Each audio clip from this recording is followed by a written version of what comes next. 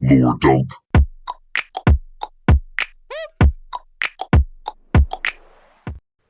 Thinking about buff shirtless men really gives me a blood chub. That's not how. Episode. No. Hi there. Welcome to Lore Dump, the show. 52. The show where Chase personally drags his friends, screaming and kicking through the mud with his hyperfixations. We're literally not covering another franchise this year. I'm joined by Monty Xander and Neil. oh, my poor children. My poor, exhausted children. Yeah, I don't know how you feel covering this. I'm knackered and I've just been listening. I'm having a great time. My throat is getting a bit scraggly, but outside of that, I'm having a phenomenal time. I think it's worth explaining to the listeners that this is part 3 of Yakuza 0, the first game in the Yakuza series that we're covering. Yeah. And normally what we do is we spend a whole weekend trying to cover as many games as possible because it is very difficult to get all 3 of us in one room. We are coming up for the end of the Saturday, and we are yet to finish the first game. This is a first for us, I think. This will be the longest, canonically, this will be the longest episode we have ever done, or episode, but game we've ever done, and apparently it is not even the longest game in the Yakuza series. It's not even close. I hate this franchise already. Legitimately, there's a potential that 5 might be a 4-parter, 7 might be a 4-parter. They don't need to be, as we've learned from this. 8 might be a 4-parter. No. I'm sorry, what was that, Mr. I want the side content in because it got too grimdark? Yeah, no, I like the side content. I've actually realised that the biggest problem I have is not with the side content, which is what I thought my problem would be. It's the main campaign. There is so much go here, thing not here, go here, princesses in another Someone castle. who might know something about where thing went and they're somewhere else. And we're going to introduce a brand new character and spend 2 hours getting their backstory, and probably won't even show up in a So future what happened last time? What do I look at me? What's our recap so Oh, okay, far? right. You want to recap? You want to recap from the very beginning of the game? I do. can do that for you in 60 Please. seconds. Here we Okay. go. We have 2 characters in Yakuza. We got Kiryu and we got Majima. Kiryu is a Yakuza, but now he's not a Yakuza because he's been framed for a murder, which last time I checked, we still don't know who shot that guy. No, now he is again. He's not a Yakuza yet. He is now. He is again. Oh yeah, he's under Dojo. Yeah, but no, you're jumping ahead. So No, Kiryu, he's not a dojo, he's just owned by... you're interrupting it. This is going to be 60 seconds. You're always slowing me down. Here we go. Start again. Kiryu, Majima, 2 playable characters. Kiryu was a Yakuza and then not a Yakuza because he was framed because somebody got shot in an alleyway after Kiryu basically killed that guy but didn't quite kill that guy. Meanwhile, and that's his plot. Meanwhile, Majima is in a town across the country. Is he a Yakuza? He was a Yakuza and now well. he's not a Yakuza. No, he is still a Yakuza. What? Oh no, yes, stop interrupting me. So he was a Yakuza and then he You want to wasn't- start again? No, he was a Yakuza and then he wasn't a Yakuza. Yes, I'm going to start again. Because I want to put a timer on the screen when I do this. The plot of Yakuza 0 is as follows. There are 2 characters. You got Kiryu and you got Majima. Kiryu was a Yakuza and now he's not a Yakuza because he was framed for shooting a guy in an alleyway even though he didn't shoot a guy. He actually just beat that guy practically to death. That is his story. Meanwhile, Majima is in a city across the country and he used to be a big shot Yakuza thug, but then he got put in charge of a cabaret. He's now owned by a slave owner and he one day saves a girl who is sad and has a really traumatic backstory that made all of us really sad. That's his story. To get you all caught up, a bunch of nonsense happens involving a chicken and a pocket racer, buying a gold statue of yourself. Kiryu is now a billionaire, but apparently that doesn't help him. And now he works for a human trafficker that apparently we're supposed to like, maybe? Who knows? Now, Majima, the last thing that happened was Majima has just learned that Kiryu has come into possession of the woman that he was looking after, and now he's going to go and confront Kiryu to get a hold of the woman. Meanwhile, there's a big turf war going on involving one tiny little alleyway, which all involves real estate stuff that has become so convoluted and confusing that whilst I am following it, I kind of hate that I'm at the point where I'm following it. And it turns out that Chapter 13 is effectively going to recap a bunch of what's happened off screen in the past hour. I don't know how long that was, but I think that covers Yakuza 0, and I'm telling you now, Chase, I remember exactly why I stopped playing it. I am having an incredible time, and this is fun, and I'm glad we're doing this. You are amazing. This is selling to me why I will never play a Yakuza game. You know what I say to that? What? That's rad. Let's get on with it. Let's get on with it. Let's get on with it. Holy shit balls. Oh, let's wrap it up. Chapter 13, baby. Finale run. Crime and punishment. Time for the fucking non-stop. So, a couple hours prior to Sagawa and Majima heading for the Camellia Grove, Kiryu and Oda arrive in Sotenbori. Good. Oda comments that it feels weird. The whole place feels different from back when he lived there. Similar, but did we forget to mention Oda lived in Sotenbori? He just never mentioned that, I guess. And also, Tachibana lived here too. Okay, yeah. Human trafficker Tachibana. Yeah, they lived here for like a year and a half before they moved to Kamurocho. Okay. Seems that at the time they called themselves a mafia outfit, but it was small time, 4-5 guys tops. Even with all that though, all of the Omi knew Tachibana's name. Kiryu asks if that was when Tachibana lost his arm. Oda says yeah, but like after a quick and awkward pause, quickly changes the subject. They're off to a shady-ass video shop run by one of his old mafia pals. Sorry to interrupt already. I know it's my fault that these episodes are so long. Tachibana's missing arm. So the takeaway... So I thought initially... We don't know how he lost his arm. Is that correct? Yes, that's correct. No. That is a mystery to be solved. We'll find out later. Yeah. Maybe. Yeah. Cool. No worries. That's all. Because we know he has kidney failure as a result of the missing arm. He lost it just as a result of a scuffle with the Korean mafia. Cool. That's it then. Okay. Or It's just a simple bit of street violence, crime, Yakuza stuff. basically lost it in a scuffle with another gang. Cool. Okay, cool. So, they're here, and they're going to go meet up with one of his old mafia pals from back in the day who now runs a shady-ass video shop. New character. A new... Hey. It's okay, this one's not important. Okay. He's there for a minute. So, he sends Kiryu ahead, saying that he needs to make a stop first. Gotta check on his old crew and trade info. So he sends Kiryu to head for the video shop and wait for a guy named Sarah, who currently has Makoto. Wonder who that is. Yeah. So he tells Kiryu about the Nikyo. There's a fun little detail that he mentions is that Sarah is in deep with Kazuma. Because who isn't? Yeah, cool. Kazuma. And the second that Kiryu hears Kazuma's name, he is instantly on board with Sarah. Kazuma? It's like a puppy. Yeah. So it seems that Sarah has actually this whole time been Tachibana's boots on the ground in looking for Makoto. Right. So Okay. the Elder Chen has been his info. Sarah's been his hands. But he's been behind us. As He's we've just been Yeah. Tachibana himself has just been kind of orchestrating it all. Got you. Okay. So Kiryu heads to the video shop where, really amusingly, despite being in this video game world, it's a porno shop. But all of the posters... Shocker. I know, shocker. But all of the posters on the wall are of they're real-life photographs of women. Of real life porn stars? Or Yeah, just real-life women? porn stars. Of real-life porn stars. Cool. In the video game world. So, Kiryu heads, meets the guy, and the guy pushes a DVD cabinet to the side, revealing a secret passage. They love a secret passage. And a great glass elevator? There's been 3 or 4. So it's a secret passage to his locked room for the extra special customers. Tee-hee. It's a massive goon cave. Goon cave. Yeah. He walks in, there's a movie-sized projector screen, a massive tower of speakers, comfiest looking recliner in the world. They're just goons in there on their day off trying There's to a jack bottle- it. Is bottle it? of lube next to it. Just jacking it. Oh, I'm sorry, are you not familiar with the term gooning? I am, unfortunately. I thought it was a Gen Z term. Is it not a Yes, new? it It's a is. new term, right? He goons in his cave. But no, you're right. When you said goon cave, I imagined a bunch of henchmen sitting waiting for their next mission, jacking it. Yeah. It's a rhythm game. Nah. But we learned that it was actually Tachibana who paid for this goon cave. Shocker. Dirty boy. Oh, yeah. Kiryu sits down after Black Starts jacking it.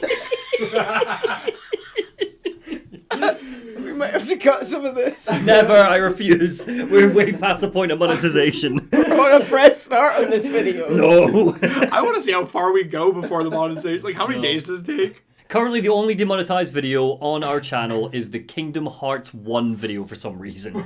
And I've re-listened to that episode and I don't know why. Jacking it. Jacking it.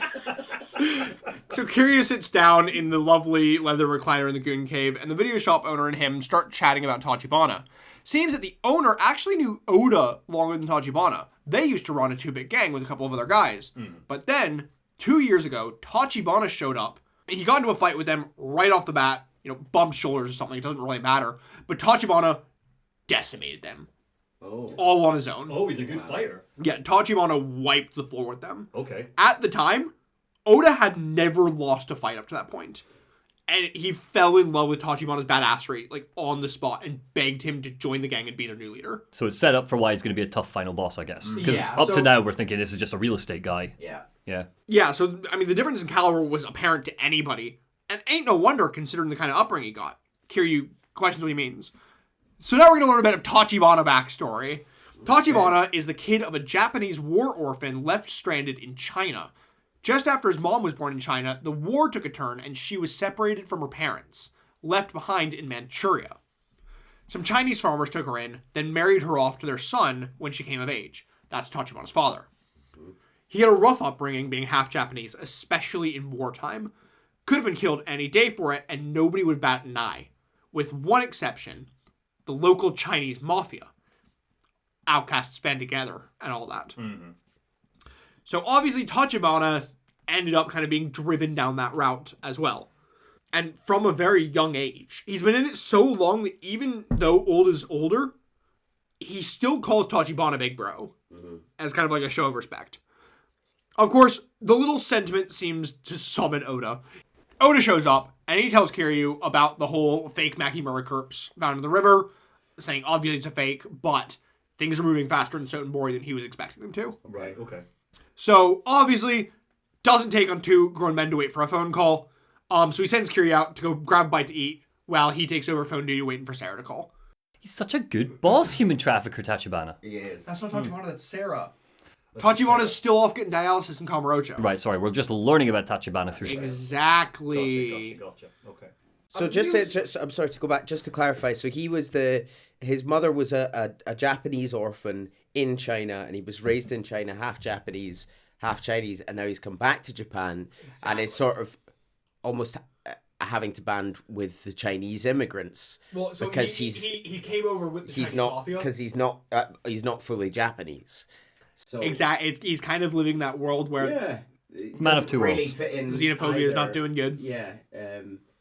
So, Doesn't forgive the human trafficking. no one's trying to. amusingly, at this point, you can actually walk around Sotenbori as Kiryu and check out the carnage that Majima's been leaving behind him. The blown up van is still in front of the Hogashi Kaikon. It's blocked off by police. Cool. There's a bunch of people screaming about it. Really love that. Anyway, dance break? No, stop it. Da da da bum bum bum bum bum. Da da. So is this a rhythm game? Da da da da da da. Okay, we're getting dangerously close to copyright. It's a rhythm game. It's the disco rhythm game. There's actually a whole. Of course there is. Subplot Of to course the there game is. as well. Of course there is. There's There's a like- tournament and there's an adversary system and it comes with a dating sim baked in.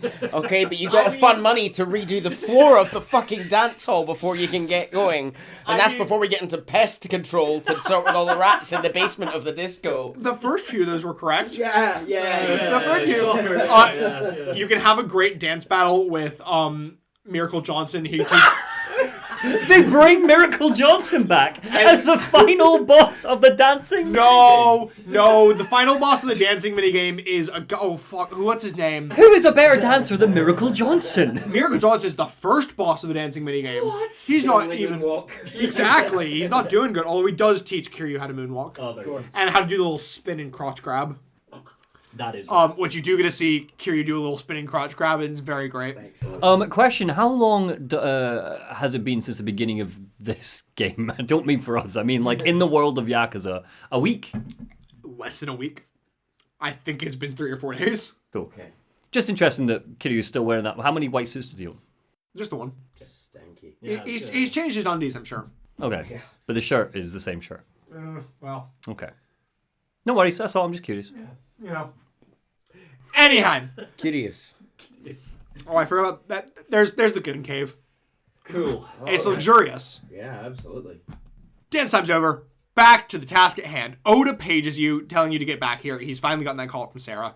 And they're going to go meet him at the Ben 10 Inn, where the handover is going to take place. We also learn that Sarah's told Makimoto about the lot and why everyone's after her. So she's in the know now. Seems that the lot used to belong to her grandfather, but he died 2 years ago, and by that point, she'd already run away from home. All she fucking wants is to dump that land, so great news for Tachibana. Oh, great. Easy. Yeah, she wants it gone. We don't know. Oh, sorry. Tachibana doesn't know it's her yet, does he? Like, he doesn't know that he trafficked this woman, etc. I don't think he's put it together now. Or at least he hasn't She openly also- acknowledged She it. also doesn't know his face, does she? She just remembered the tattoo. So. You're right. Oh, and she's blind. Well, that as well, yeah. No, but I mean, like, so it's not like when she sees him, she's going to see the tattoo. Well, yeah, and also he always has it covered up anyway, so, yeah. Oh, that's actually... Okay, cool. Yeah. Interesting stakes, bit of tension, bit of tantalizing, yeah. Stakes are stakes. Very good. So, plan is, Oda's going to go stake out while Kiryu makes the handover. Then they're going to make a beeline for Kyoto, where they're going to grab the Shinkansen back to Tokyo. Okay. Cool. They head over, and the Nikyo are already expecting them. They lead Kiryu inside to meet Sarah. Kazuma has told Sarah all about Kiryu and his present circumstances, as Kazuma tends to seem to do every single time Kiryu is involved. Right. A door on the side of the room opens, and a Nikyo grunt escorts in a downcast-looking Makoto. She sits at the table and exchanges introductions with Kiryu before he tells her about the plan to get her to Kamurocho. She's completely shaken. She doesn't even know that her grandfather had died until now. Oh, this is how she found out that. This woman just has the worst few days of it. I know. Not even a few days? Are you forgetting the trafficking from a couple months ago? Yeah. Grandfather just died. Now she's trying to do this. The man who was protecting her was just killed. She starts crying, saying she doesn't give a shit about the money. Just get the land off me. Please, God, just get rid of the land. Yeah. Kiryu consoles her, promising to give Tachibana Sarah's regards, and escorts Makoto from the room. They head outside, where Oda's waiting with a taxi. He yells at them to hurry, but Makoto pauses, a surprised look on her face. That voice. No. She seems unsure, but allows Kiryu to escort her to the back of the taxi. Oda introduces himself to Makoto, but only gets silence in return. He chuckles, asking if he did something to offend her, but drops it. He turns around back from the front seat, and in the rear mirror, all we see is this dead-eyed stare. He knows. He recognizes her. He knows. He knows. Maybe they all have the tattoo. Maybe it's a little gang thing from when they were all running together. Oh, it absolutely could be. You're right. So they drive late into the night, and they're almost along the highway, when suddenly, my favorite part of the fucking game, Oda turns around, signaling that there's a car behind him to Kiryu. It's been trailing them for a while. As he says that, the car begins to speed up, pulling alongside them. In the back seat is Shibusawa. Oh, glasses man with no glasses. Now he's taking his glasses off because he means business. Yeah, there's no more nonsense. Yeah. Cars surround theirs as Kiryu shouts at the driver to gun it. Before he can, Shibusawa rolls down his window and shoots the driver of their car in the head. Oh. He means business, no glasses. Yeah. The car begins to swerve as Oda grabs the wheel, desperately trying to regain control. Makoto tries to get low in the backseat as dozens of men in the cars around them begin to shoot at them. Shibusawa rolls back up the window, glaring at Kiryu, who's not dead, as he speeds away into the distance, leaving them for his men.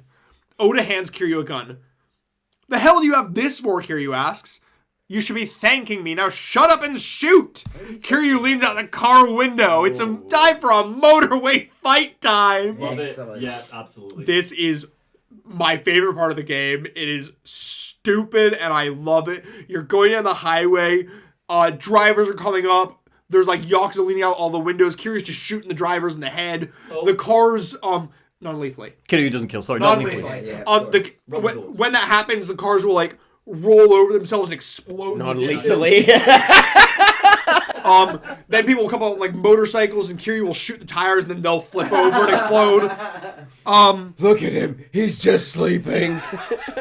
A van will pull up beside them. The door will open and this guy with like a mounted machine gun shooting at the car. Wow, we are escalating. Yeah. Okay. Is there a chopper? Suddenly, a sound from overhead. "What is that?" shouts Makoto. "Are they fucking insane?" Oda looks up in the sky where there's a helicopter. Well done. Amazing. Well done, mate. It's the only way a chase can escalate. Like, it needs to, yeah. I don't know. I think our chase has escalated number of times over the years. And on the helicopter, It's a guy with a rocket launcher. Oh, take it back. That's how you escalate. Where's the tank? He shoots the rocket and at the car. Kiryu, quick time event, shoots the rocket out of air. No. Sure, that's not how that works. Where has this been all game? By no means a ballistic expert, but sure, that's not how that works. He shoots the rocket midair, it explodes, and then you have a boss fight against the helicopter in the car. Yeah. This is some Metal Gear Rising shit. This is incredible. I love this. More of this, please, Kiryu. Does he say anything? Does he have like a cool guy line, Kiryu? I have a note that finally Kiryu manages to delicately knock unconscious with bullets the pilot of the helicopter. And then the helicopter like soars out of the sky and explodes in a massive like fireball behind them. Excellent. Love it. And then I have a note, of course, that I would like to take this moment to remind everyone that Kiryu Kazuma does not kill. No, it was gravity that killed those men, not him. It was gravity and little pieces of lead that killed them. I'm sure they're fine. Yeah. People don't kill, guns do. I'm sure that it was rubber bullets, something like that. Finally given a moment of peace, Oda takes them off of the freeway to go lay low. They pull up into a construction site where he stashes the driver's corpse in the trunk. Fair. Yeah, I get it. Yeah. And then they head inside of the construction site to lay low. Oda is panicking. He's pacing back and forth. Kiryu trying to get him to calm the fuck down. That he's going to scare Makoto. And he goes, "Shut up! Who gives a shit about her?" Oh. I think you might have called it. His attitude towards her is weird. I'm all right, Makoto says. Well, I'm sure as hell not. Oda goes and tries to smack Makoto across the face. But Kiryu catches his fist, asking what the hell he thinks he's doing. Oda throws his hands down, saying that he's going down the stairs and storms off. Kiryu asks how Makoto is doing from the car ride, but she doesn't have time to talk about that. There's something I need to tell you about Oda-san. I'm pretty sure I know him. Kiryu looks confused, but not for long, as we hear behind him. Thought so. Cat's out of the bag, eh? Oda's returned, and he's got a gun pointed at them. Don't move, Kiryu. Kiryu moves. I said don't fucking move! He rushes forward, grabbing Makoto and putting the gun to her head. Sorry, but I can't let this girl meet Tachibana. And we see Makoto kind of grip her cane at that. And I'm afraid, he turns the gun pointing at Kiryu, the two of you are going to have to die here. Why? Okay, so there's obviously a lot of questions that presumably will get answered, but just to give you a sense of where my head's at right now. Yes, Neil, I think you have 1,000,000% called it. I think that he is the human trafficker. I think that Tachibana doesn't know about it. That's not my full bite. That's a maybe. Okay. Well, I'm taking that theory and I'm committing to it, and I won't be wrong. The game will be wrong if that doesn't turn out to be the case. But if that is not the case, why is Oda immediately jumping to shoot the girl I once trafficked and shoot the new favorite son? Because surely Tachibana will be pissed off about both of those things. He needs the girl to he needs Makoto to get the land, and he likes Kiryu a lot. Okay, no, fair. Sorry, Chase is shrugging, everybody. Continue. Suddenly, Makoto pulls the handle from her cane. It's a fucking concealed knife! No, it's not. Oh, nice. She's got a cane knife! This is amazing, yeah. She stabs Oda in the thigh, managing to get free as he fires off a shot into the sky. Kiryu charges, pulling the gun from his hand and knocking it to the ground, aiming at him. He asks Makoto if she's alright. And she is. She's just shaken. Seems that Sarah had given her that cane. Although she wasn't expecting her to have to use it on somebody from Tachibana Real Estate. Sarah is awesome. Sarah was prepared. Love Sarah for that, yeah. Where has all of this, action-based characterization been? This is great. I told you, this last end bit just goes. This has been the mother of slow burns, but we're getting there. This is good. Okay, sorry, continue. So, Kiryu wants an exclamation. Why was Oda about to turn on his sworn brother? Oda glares at him. Kiryu-san, Makoto chimes in. On his left arm, does he have a tattoo? Of a bat? Oda pulls up his sleeve, and on his left arm is a tattoo of a golden bat. Incredible. Really good twist. I have been fucking waiting for this for 2 fucking years. Oh, of course, because I saw the bat years ago with Tachibana. God, very good. No, I really appreciate the twist. Really clever. I have been waiting for 2 years. Especially because, if I'm not mistaken, Tachibana has the bat on his right arm. No, it is also on his left arm. Oh, is it also on his left arm? Okay, my bad. So yeah, Great. She goes, I knew it. As soon as I heard that voice, I was almost certain that the man who sold her off into slavery was Oda. Cool. Still don't like Tachibana, want to be clear, but Oda's the real absolutely. piece of shit here. Okay. Yeah, so you heard the woman. To her, I'm the scum of the earth. Killing me'd probably be letting me off easy. What do you mean that you can't let her see Tachibana? What the hell's going on? Defeated, Oda talks. This tattoo, it was our mark. Hey. All of the guys in the gang I headed up had one. Cool. Good job. Thank you. Yeah, very good, very good. Oda had borrowed money from the Chinese mafia to stow away on a ship to Japan years ago. He then took some odd criminal jobs in Sotenbori to pay his way, and Makoto just happened to be one of those. Like, he wasn't specifically, like, in the business of trafficking criminals. He was just taking any odd job that he could get. Granted, doesn't make it better. He didn't care that the job was human trafficking. Yeah, scumbag. I get it. Yeah. But, he just so happened upon her. Soon after he sold her, he met Tachibana. We know the story of him being them and begging them to be their boss. Tachibana ended up getting the same tattoo as them to show that he was one of them. But then he lost his arm protecting Oda. Rival gang took it. And at that point, Oda swore Tachibana was the one man that he would never betray. So he's doing a great job of that. Yeah. But life has a sick sense of humor. Soon after that, he was with Tachibana when they saw a news piece on war orphans in China. Some had discovered relatives in Japan and came over. The second he saw her on the TV, he knew exactly who she was. He would have laughed off when suddenly... Mother. Chow Chow. He couldn't believe it. There's the girl that he'd sent to hell for a sack of yen, and his bro he decided to serve, saying that he's his fucking little sister. Oh! Double twist. Good twists. Whoa! Very good. Nice. Yeah, okay. Makoto is in shock. She can't believe the story, but Oda's well past the point of lying at this point. Oda knew it was a long time ago, but that wouldn't have made a difference to Tachibana. So he had two choices. Let them meet knowing that it would be the end of him, or erase her like none of it ever happened. Good stuff. This is a really good reveal. Really enjoying This this. is the one that I've been waiting 2 fucking years for. Oh, reveal out. We can get on. As suddenly we're going to start hearing some voices from below because Shibusawa's crew's back. They found him. Makoto shouts over to Oda, asking if he can stand, telling him that they need to get out of there. Neither of the men can, believe that she is trying to show the one who trafficked her any compassion. Yeah. Even if he wanted to, Oda can't. He asks Kiryu for his gun, saying that he'll slow them down best as he can, but he's not getting out of there with his leg.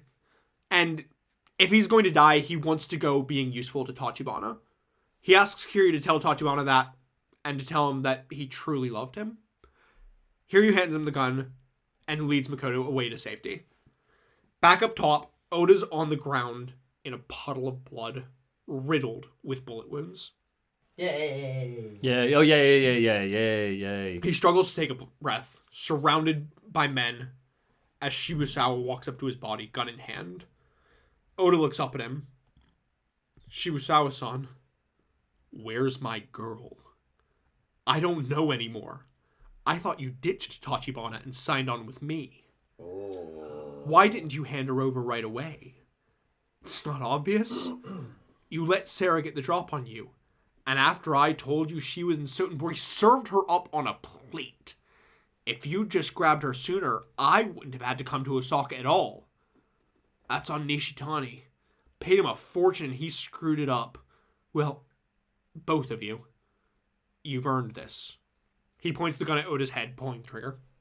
Hey. Good death for a vile piece of shit. Really good reveal. Love everything here. Really good. Yeah. Excellent. Elsewhere, Kiryu has brought Makoto to, not really plot relevant, but amusingly a love hotel, of all places. It's the only places that seem to exist in Kamurocho. Yeah. Not even in Kamurocho. Sorry, where are we? What's the name of the other town? To be fair, it's less that it is the only hotel. It's more you can get a love hotel cheap for a couple hours. Yeah, and nobody asks questions. And nobody asks questions, exactly. Okay.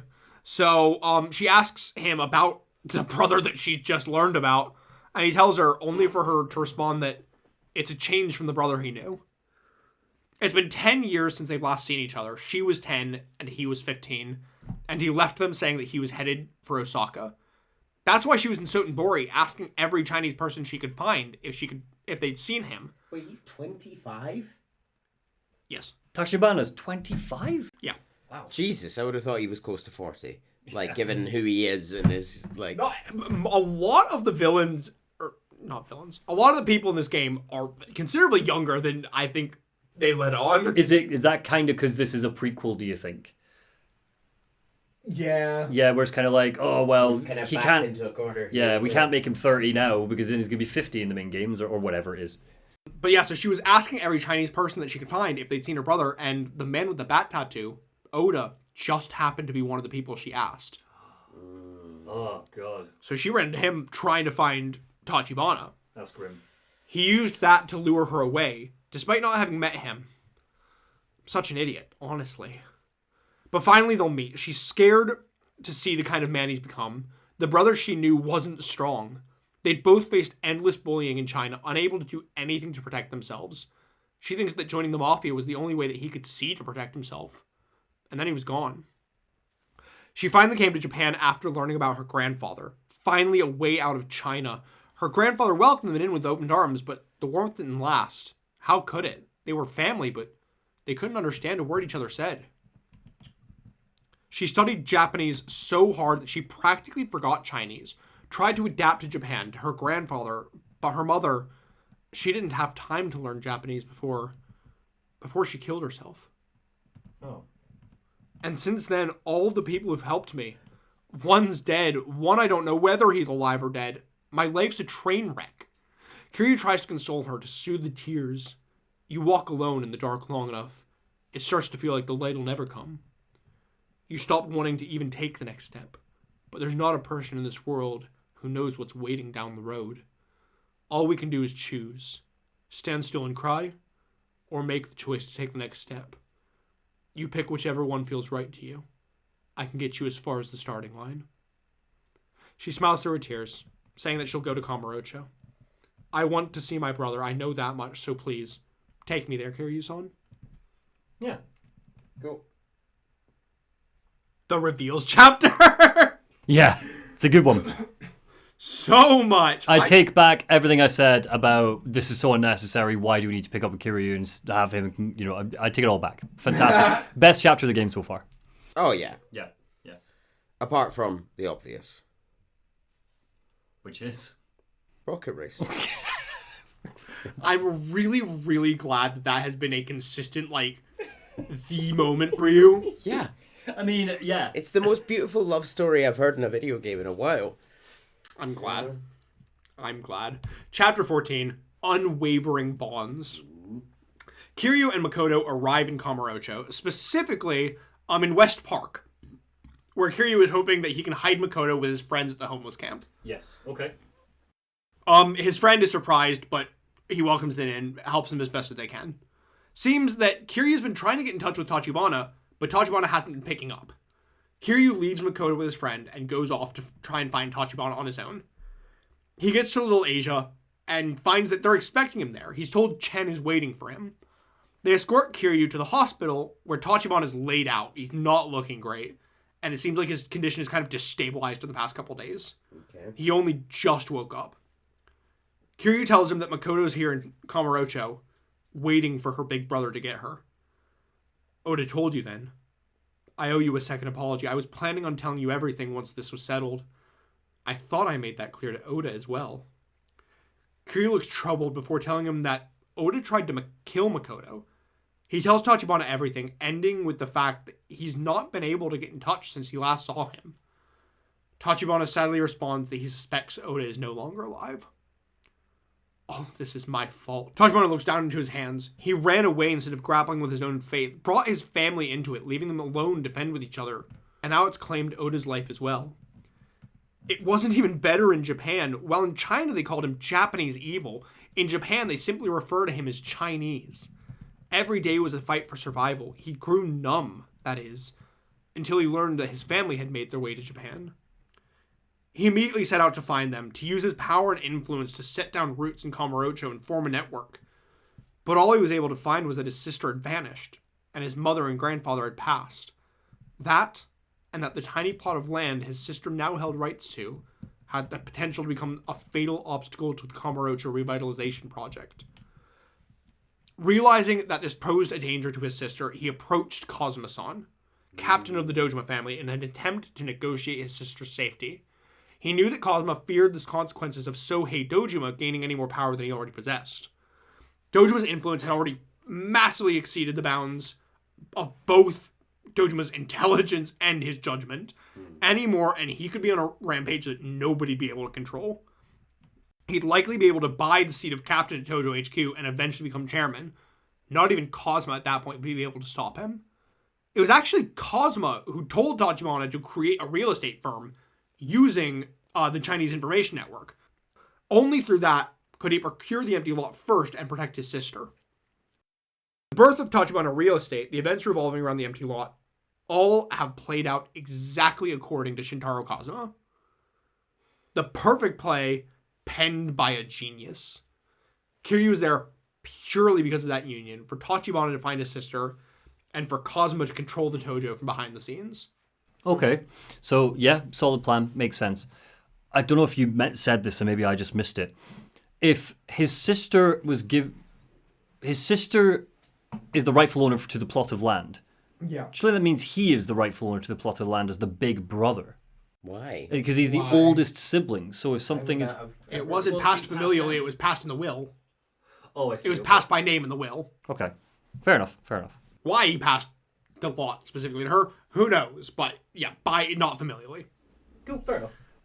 So it was only a few days ago that Tachibana had even learned of Makoto's blindness. He wanted to keep the fact that he was her brother secret, fearing that she'd hate him for what he did, but now she's every bit the woman that he remembers. She had fled to Sotenbori just to look for somebody as lowly as him. Tachibana's eyes start welling up with tears, the mask that we've seen built up over the entire game starting to break, and the frightened young boy starting to come out.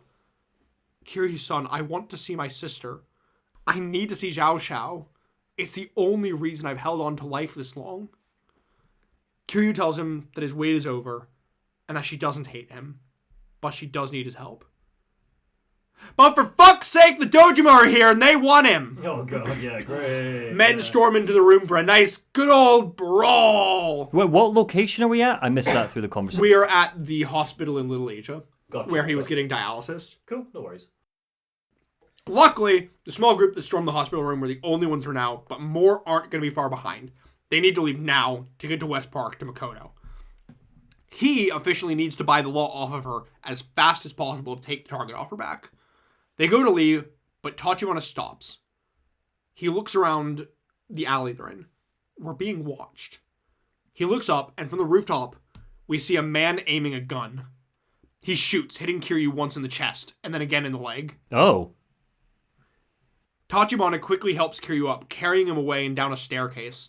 The man on the roof watches, unbothered, before straight up jumping off the roof, ninja jumping, jumps over to a side thing, does a flip over to a pipe, slides down the pipe, breaks the pipe to pole vault across the gap between the buildings. God. It's sick. Who is he? It does a sick flip and he lands on the ground in a pose. Wow. So he's got quite a unique design as well, so I'm guessing he's a new kind of main character. He's going to be involved somehow. Welcome to more new characters this close to the end. Okay, cool. More new characters. New faction! Which Tojo family is this?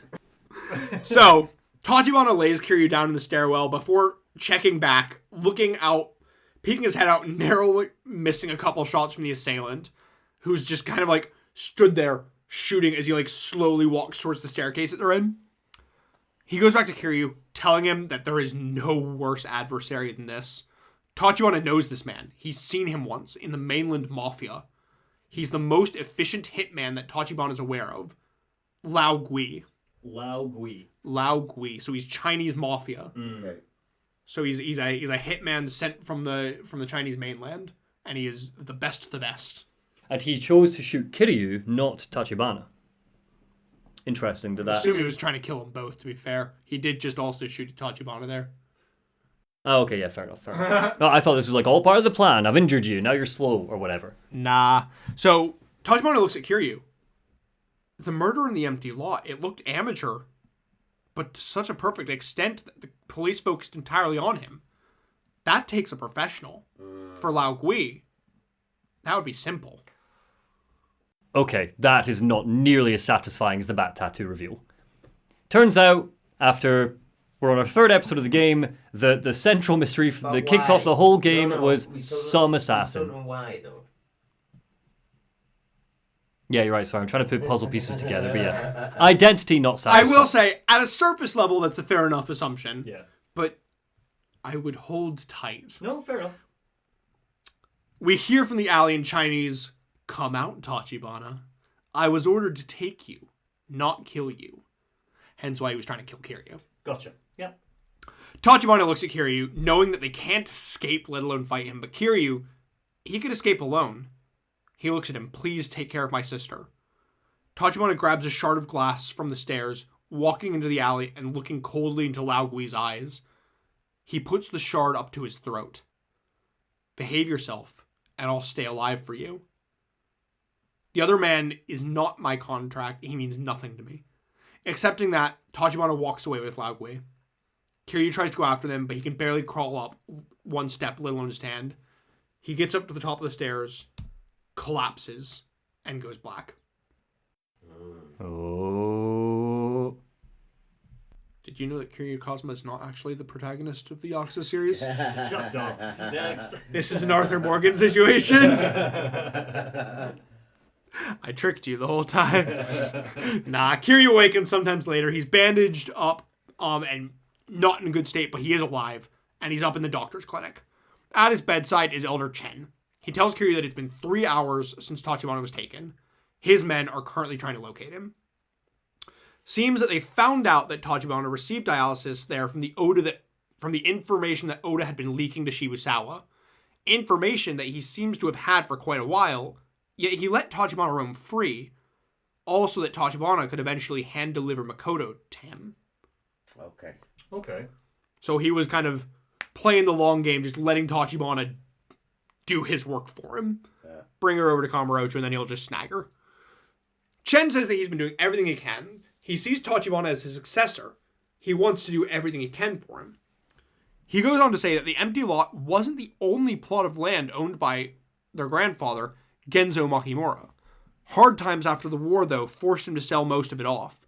But he was clever with it, negotiated with 4 different buyers to deliberately sell it off in small parcel, all to retain the rights to a small sliver of it. He hoped that the small sliver of land would serve as a beacon to his daughter far off in China, that she could come find him. At least that's what Chen believes. It's ironic, isn't it, then, that a father's love has put his family in so much danger. By now, the Dojima will be subjecting Tachibana to extreme torture to get to Makoto. Little Asia can't help him, lest the Tojo finally snuff them out. Kiryu gets up, saying to tell him where to go and he'll find Tachibana. Chen knows this, of course, which is why he was willing to go patch him up. Mm-hmm. Chen tells Kiryu to go watch over Makoto. He'll be in contact when he knows where Tachibana is being held. Kiryu barely gets out of Little Asia, though, before Dojima's men find him. Seems the men upstairs are tired of Kiryu's shit. Kill on sight, they've said. Oh, us too, Dojima. Okay, yeah. Wait. Dojima aren't allowed to touch him at the moment. Yeah. Dojima has stopped giving a shit. So they're not listening to orders anymore. Because keep in mind, Dojima's so powerful that they can afford to ignore orders exactly. from It's been kind of this is exactly what Tachibana had warned Nihara about. Yeah. Okay. Was that Dojima was going to just start going over HQ's head. Okay. I feel like that's going to have ramifications and consequences further down the line. One of the Dojima men sneers, teasing Kiryu. Tachibana's probably 6 feet under by this point. Ain't that right, Nishikiyama? Kiryu looks over, seeing his lost brother stood in the group. The man lets out a cold laugh, telling Kiryu that Kuze is torturing Tachibana as they speak. Of course, it's Kuze. Yeah. Do you think there's any hope? The Yakuza all laugh together, saying that this is where it gets fun. Why don't these 2 brothers slug it out till one of them drops dead? We'll even let Nishiki take the credit. Stand on his brother's dead body. Yikes. Nishiki looks at the man and then sighs. Yakuza really are some of the dumbest sons of bitches, aren't they? Dojo will get the empty lot soon enough, spelling the end for Cosma. Nishiki's gonna stand by and watch his dad get killed. Am I right, Kiryu? Kiryu looks at his brother. Are you sure? I told you that signing with me would be... Nishiki cuts him off with a shut up. As for me, I'm not interested in climbing the ranks of a Tojo clan without you in it. So say whatever the hell you want. You and I are oath brothers. Best be ready, because I'm sticking with you till death do us part. I really like that. I really like that the game purposefully provides numerous opportunities for Nishiki to betray Kiryu. Like, properly, not the, I'm going to shoot you in the back to save you or whatever. And every single time he refuses to take those opportunities. I just really like that. Yeah. I like the reinforcement of it. It's really beautiful. I like that a lot. Good stuff. Kiryu chuckles. Then I guess I have nothing else to say. Nishiki turns, facing the Yakuza, grabbing the shoulder of his jacket and ripping it off to reveal the outline of a koi tattooed across his back. Kiryu stands next to him, ripping it off to reveal his dragon tattoo. Let's rock and roll, bro. Cool shot. Love this. Also, the iconic Yakuza thing of just ripping off the suit jacket and the entire shirt comes with it all in one piece. Apparently so. No ripping fabric, it all just comes off. You know, after all of this as well, the next scene, Kiryu will be wearing his entire white suit again, so you'll have to pick it up. They don't show you the scene afterwards where they've got unconscious bodies all around them and they're buttoning their shirts. My favorite one as well is whenever Kiryu gets shot in these games and it's like a bloodstained suit, but then the next scene it's like fully laundered. Yeah, of course. Yeah. Like Kiryu was just shot in this suit. It's a white suit. There should be bloodstains. Yeah. But Elder Chen must have some pretty good... 3 days have passed, so we're on at least day 7 of the same suit being worn. Really amusingly, for as dope as shit as that scene was, the fight itself, stupid anticlimactic. They wipe the floor. Yeah, it's not... Because it's not even a boss fight. It's just a bunch of random goons. Yeah. They just decimate them, but... Can Buddy fight? Because, like, we've not actually seen him have to do much. Yeah, is he any good? He's alright. Yeah. What's his name again? Nishiki, sorry. Nishiki, So it backs up my current theory, which is anytime Kiryu takes his shirt off, he won't lose a fight.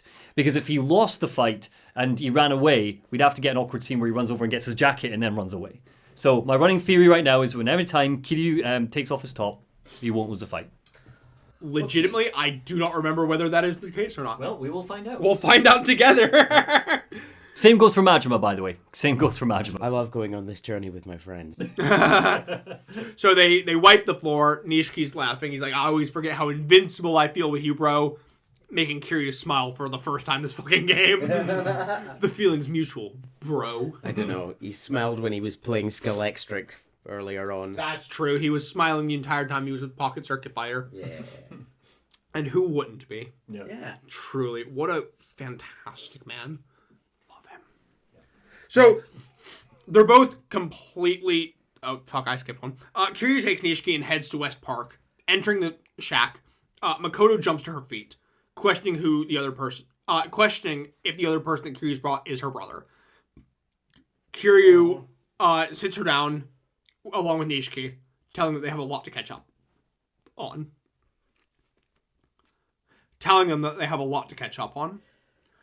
They're both completely dumbstruck at the absolute overload of information that they get from Kiryu. Kiryu's like, guys, this plot is so convoluted, you have no idea. Don't interrupt me, because I'll lose my thread. Alright, so then this other guy came in, I forget It's been 12 hours! I thought we were supposed to... I had 10 more stories to tell you today. You said this would be a 2-parter. I said no such thing. So, obviously, Makoto's, just a smidge more distraught, due to her brother being kind of presently tortured. Mm-hmm. But Kiryu swears that he's going to bring Tachibana back to her. Yeah. He gets, at that time, a page from Elder Chen. They finally found Tachibana. How convenient. So he goes to a phone booth to go call Elder Chen and learn that Tachibana is in the basement of the Crescendo building on Shichifuku Street. Which, coincidentally and perfectly, is right next to the empty lot. Oh. There are 7 men in the building, including Kuze. So, we pan over to the basement of the Crescendo building, where we see Tachibana shirtless, tied to a chair, his face bruised, with a massive slash going across his chest. At the risk of killing any tension here, right? Sorry, I've got a thought right now, which is right now when Majima enters Kiryu's side of the story, there's actually no reason for them to be at odds anymore. Because Majima cares about Makoto, he's going to go and find Makoto, and Makoto's going to be like, no, I want to be here, and he's going to go, okay. So we're not necessarily going to get any reason for the two of them to bash heads right now.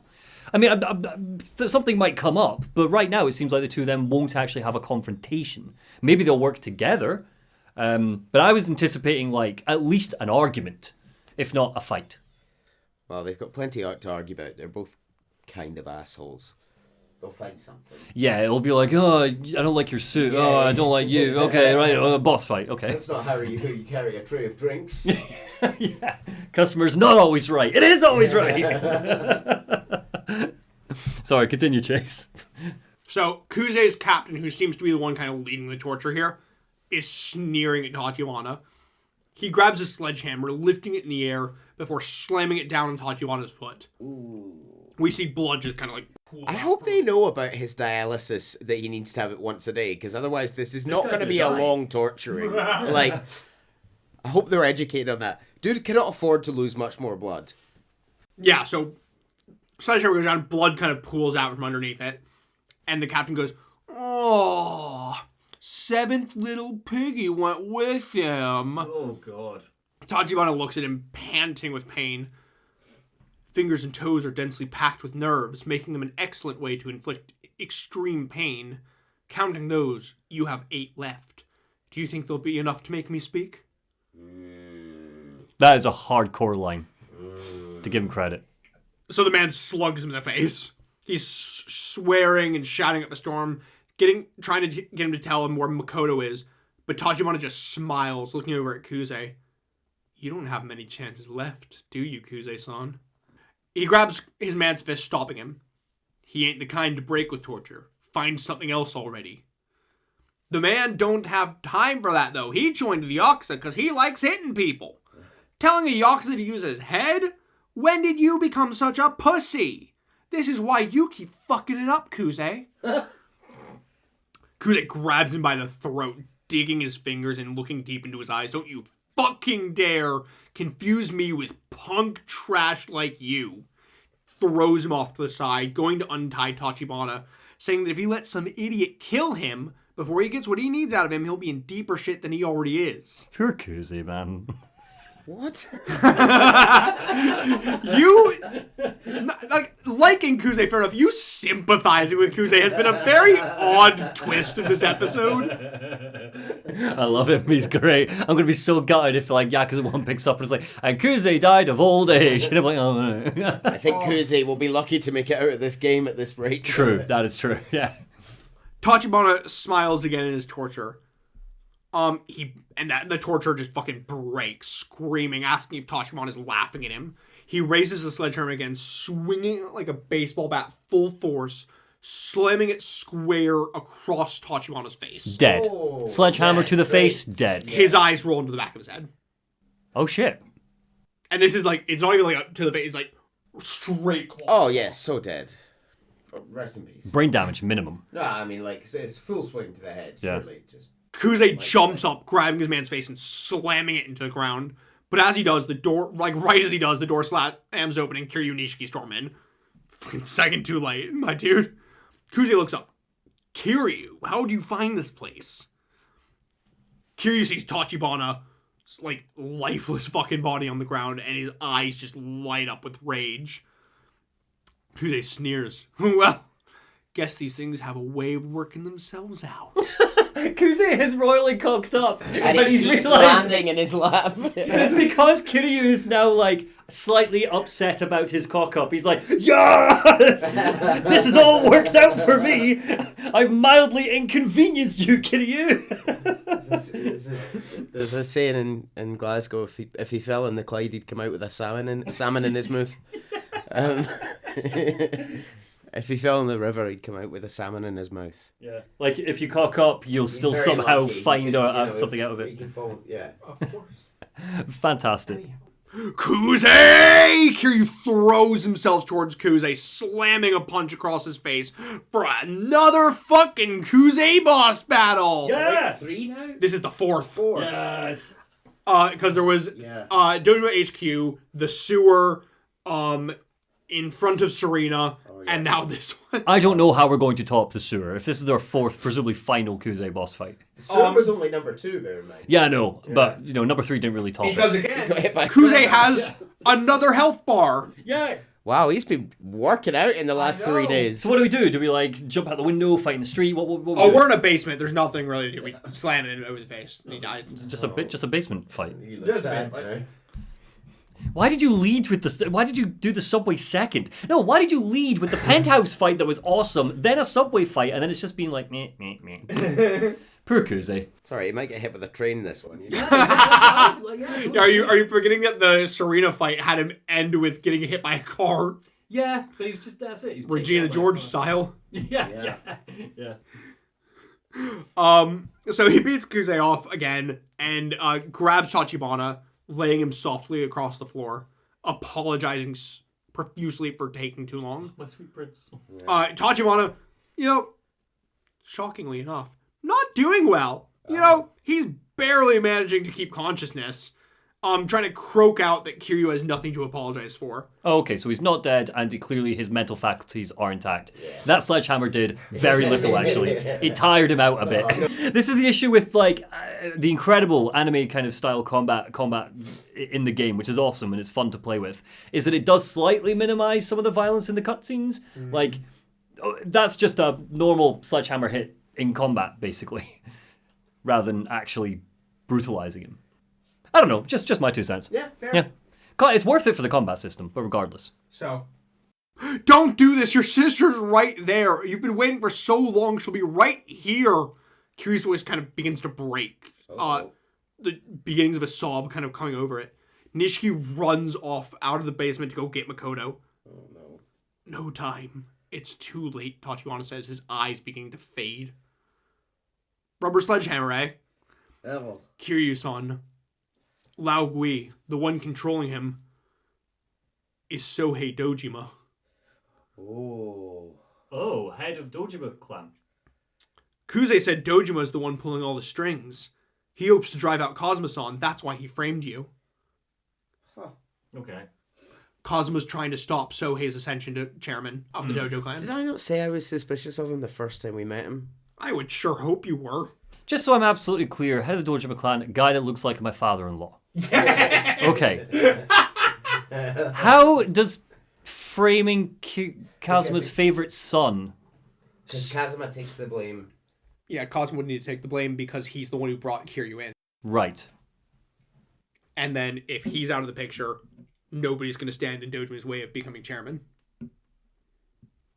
Oh, so you know what it is? You know what my one sticking point was, and it's obviously not a sticking point, was I was thinking about when they went to the Tojo clan, and I'm thinking about when they spoke to, I forget his name, but the acting second chairman, and he was like, Kazuma's a big dog, and he's millions of dollars worth, yen worth a man, and all that shit. And I was thinking, if the Tojo people love him, who really gives a shit what the Dojima think? Doesn't matter, because A, Dojima's too big for Tojo to really matter, and B, he is the acting chairman, which is something you specified quite heavily. So really, this is a good plan by him. If he was the chairman, then Dojima wouldn't have a chance.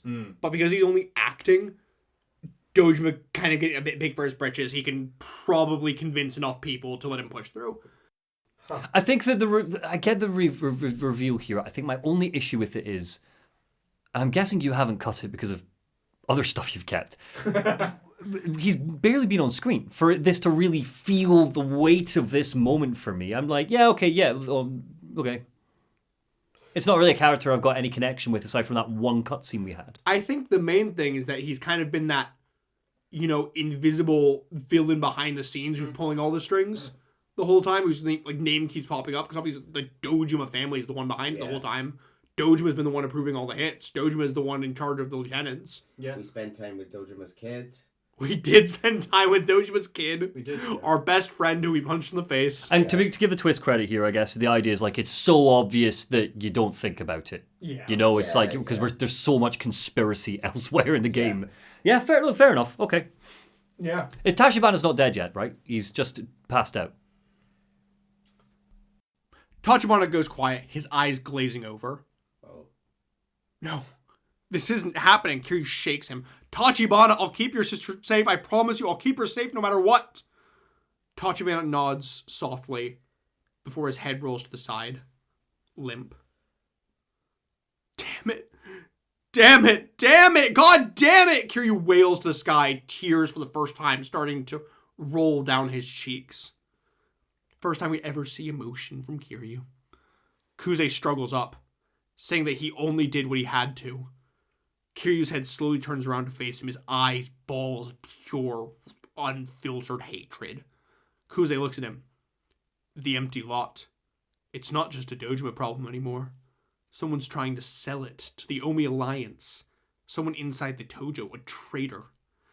They don't know who, but if the lot falls into Omi hands, they'll take over the revitalization project.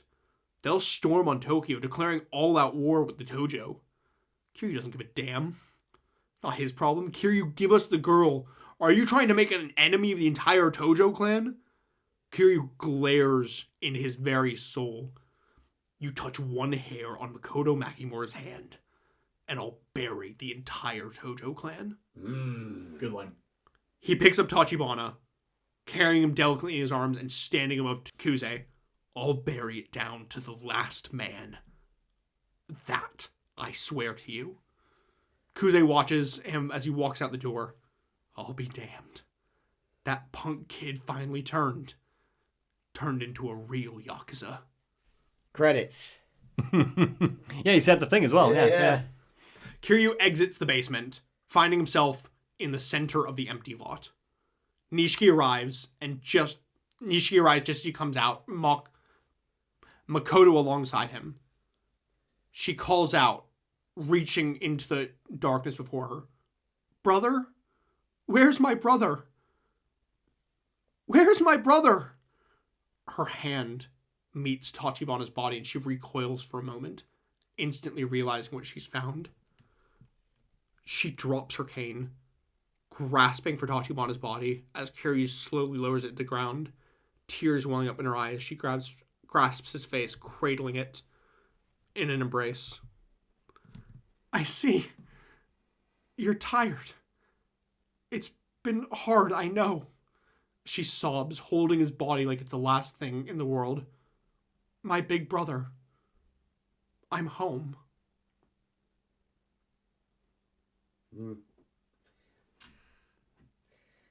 To quote Chase. To quote Chase. Rip.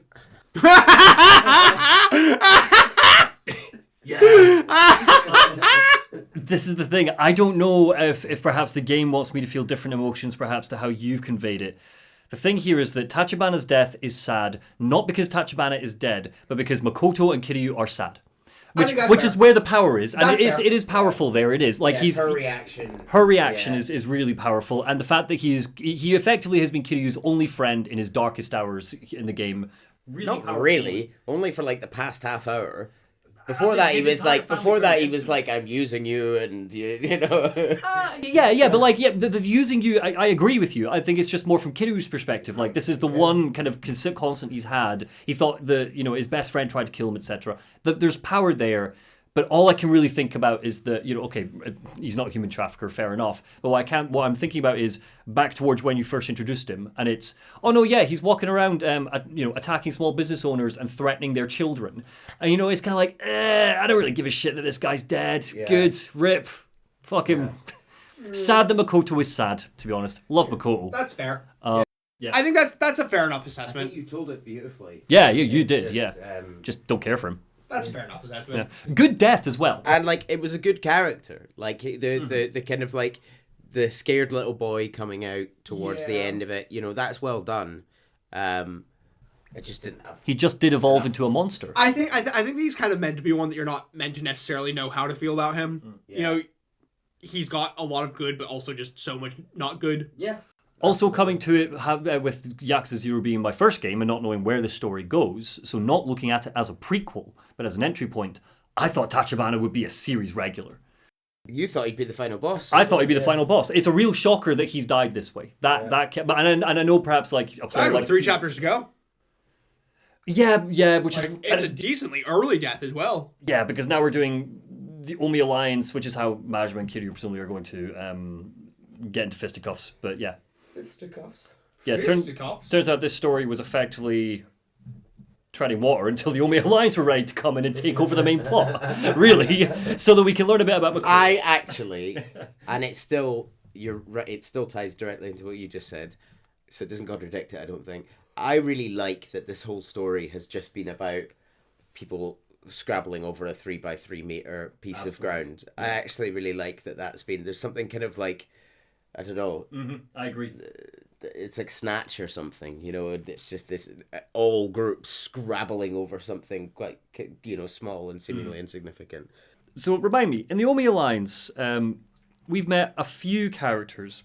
We've met 2 important ones, and that's Nishitani and Sagawa. I do keep forgetting about Nishitani. I don't know how I do, but I keep forgetting about Nishitani. Yeah, so those 2 are retainers to the 5th chairman. So presumably they're coming to I believe is the same rank as lieutenant, I think. Sure. Cool. But they're big boys. They're big boys. They are like up top level executives in the Omi. Now, Chase, I can't help but remember, if my maths is right, we've got a couple of chapters to go. We do. Interesting. Chapter 15. Scattered Light. Gasp. Did you miss Majima? Because he's in Kamurocho now. God. Arrived a bit late. Yeah, he's here. He walks past a shakedown. A man beaten and bloody on the ground crawls up to him, begging for Majima to help. Majima looks from him up to the 2 men above them, noticing their family badges. I ain't seen shit. He walks away. And he goes into a small apartment complex. Cool. What does he think of Cool Kamurocho? Has he been here before on business or anything? This is, remember that Majima's Tojo. He was Tojo before he was handed over to the West Coast. So he's coming home, effectively. This is him coming home, essentially. Oh, okay. Is he like home sweet home, or is there like this place stinks? It's bittersweet because, yeah, he's home, but simultaneous, he's not home under his own terms and he's not home freely. Got you. Yeah. You know, Sagawa's with him. Sagawa's still holding that leash. Cool. And in fact, he goes upstairs where Sagawa is waiting for him in like a small kind of apartment room that they've rented out. He's like, Yeah, do we have to share a room? So Majima has been out trying to find anything about this elusive Kazuma Kiryu character of the You know that guy? Tachibana real estate company, but he's found diddly squat, which seems surprising given, well, to be fair, it's giving his seemingly aversion to talking to Yakuza. That makes sense because only the Yakuza are looking for him. Yeah. Sagawa is... Although he was the #1 suspect in a police case, so, like, surely, you know, speak to anyone in the police. Has he talked to a cop, though? Well, I mean, I was saying he's not going to talk to anyone. He's not going to find anything out, is he? Fucking...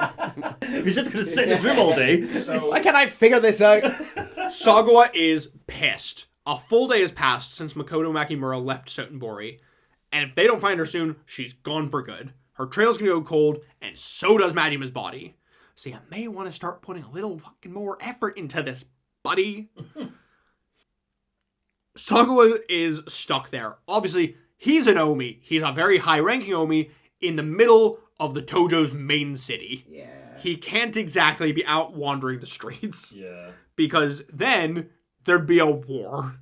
So Majima needs to go do everything for him. Majima asks why he can't just call Shimano, say the girl gave him the slip. Not how this works, bucko. This isn't his problem to solve. Shimano hears shit. It's all politics. Can't show weakness to Shimano as an Omi officer. See them code business? This is a joint operation between Shimano and Omi Brass. Got a deal to buy the lot from Shimano for 10 bill. They get that. They get Kamurocho. They'll make back their 10 bill in a blink. Meanwhile, Shimano gets Omi troops for his coup of the Tojo. A slice of Tokyo in exchange for the Tojo throne.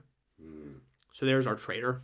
If it wasn't already obvious that the one who sworn brothers with an Omi was going to be our traitor. So, eventually, Shimano and the Omi will need to work out how to divvy up Kamurocho. He shows weakness now by telling Shimano about his cock-up. He's going to lose leverage in that negotiations. Majima's confused. If Makoto ends up dead, that's not going to just get them the lot magic. That's not how, property law works.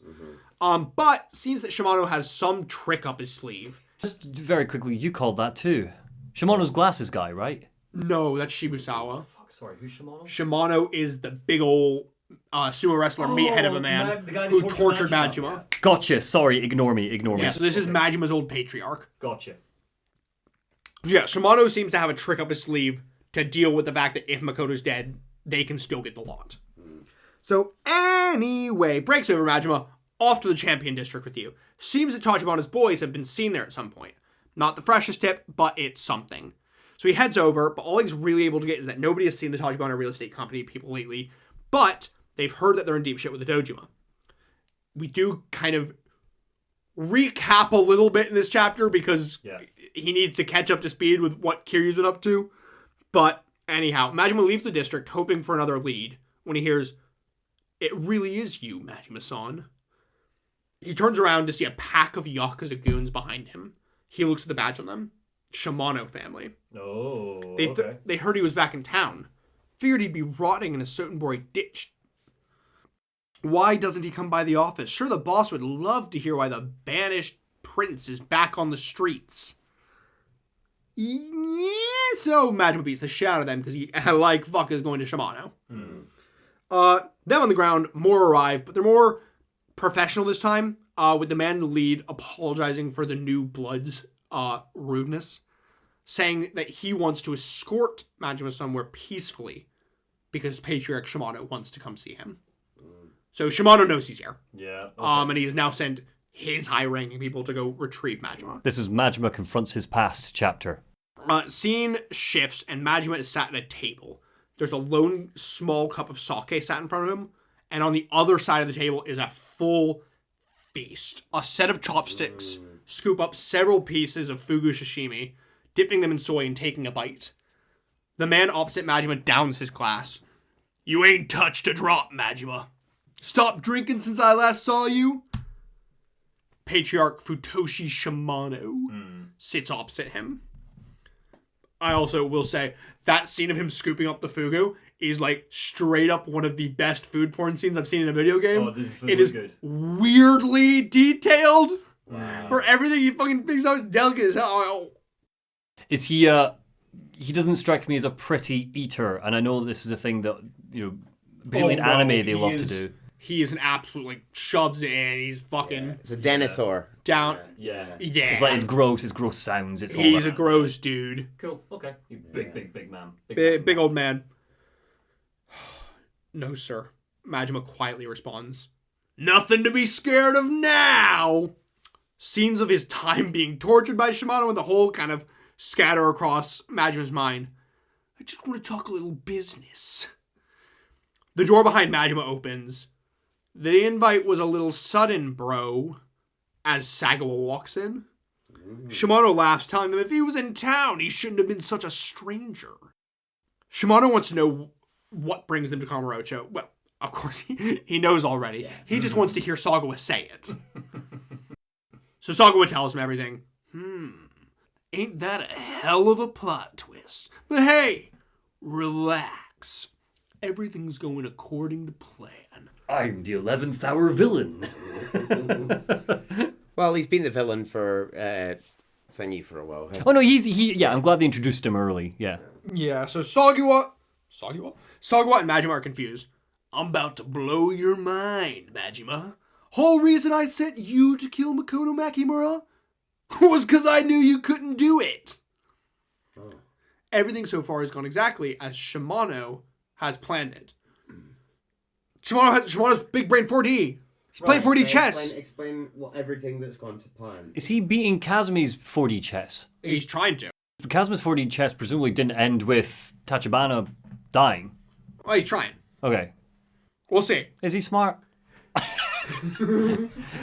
Is he just saying everything went to plan? Yeah. I mean, he thinks he's smart. Okay. Now, Not that he ever told Sagawa that was the plan, so Sagawa was pissed off and confused. Before that idea, though, Shimano asks, have you even seen the empty lot? He fills them in on what's been happening from the Tojo side.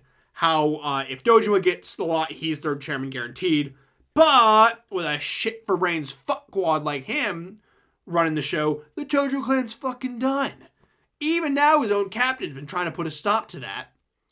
Majima immediately knows and recognizes Cosmo's name at that. Ain't a bigger pain in the ass on this green earth.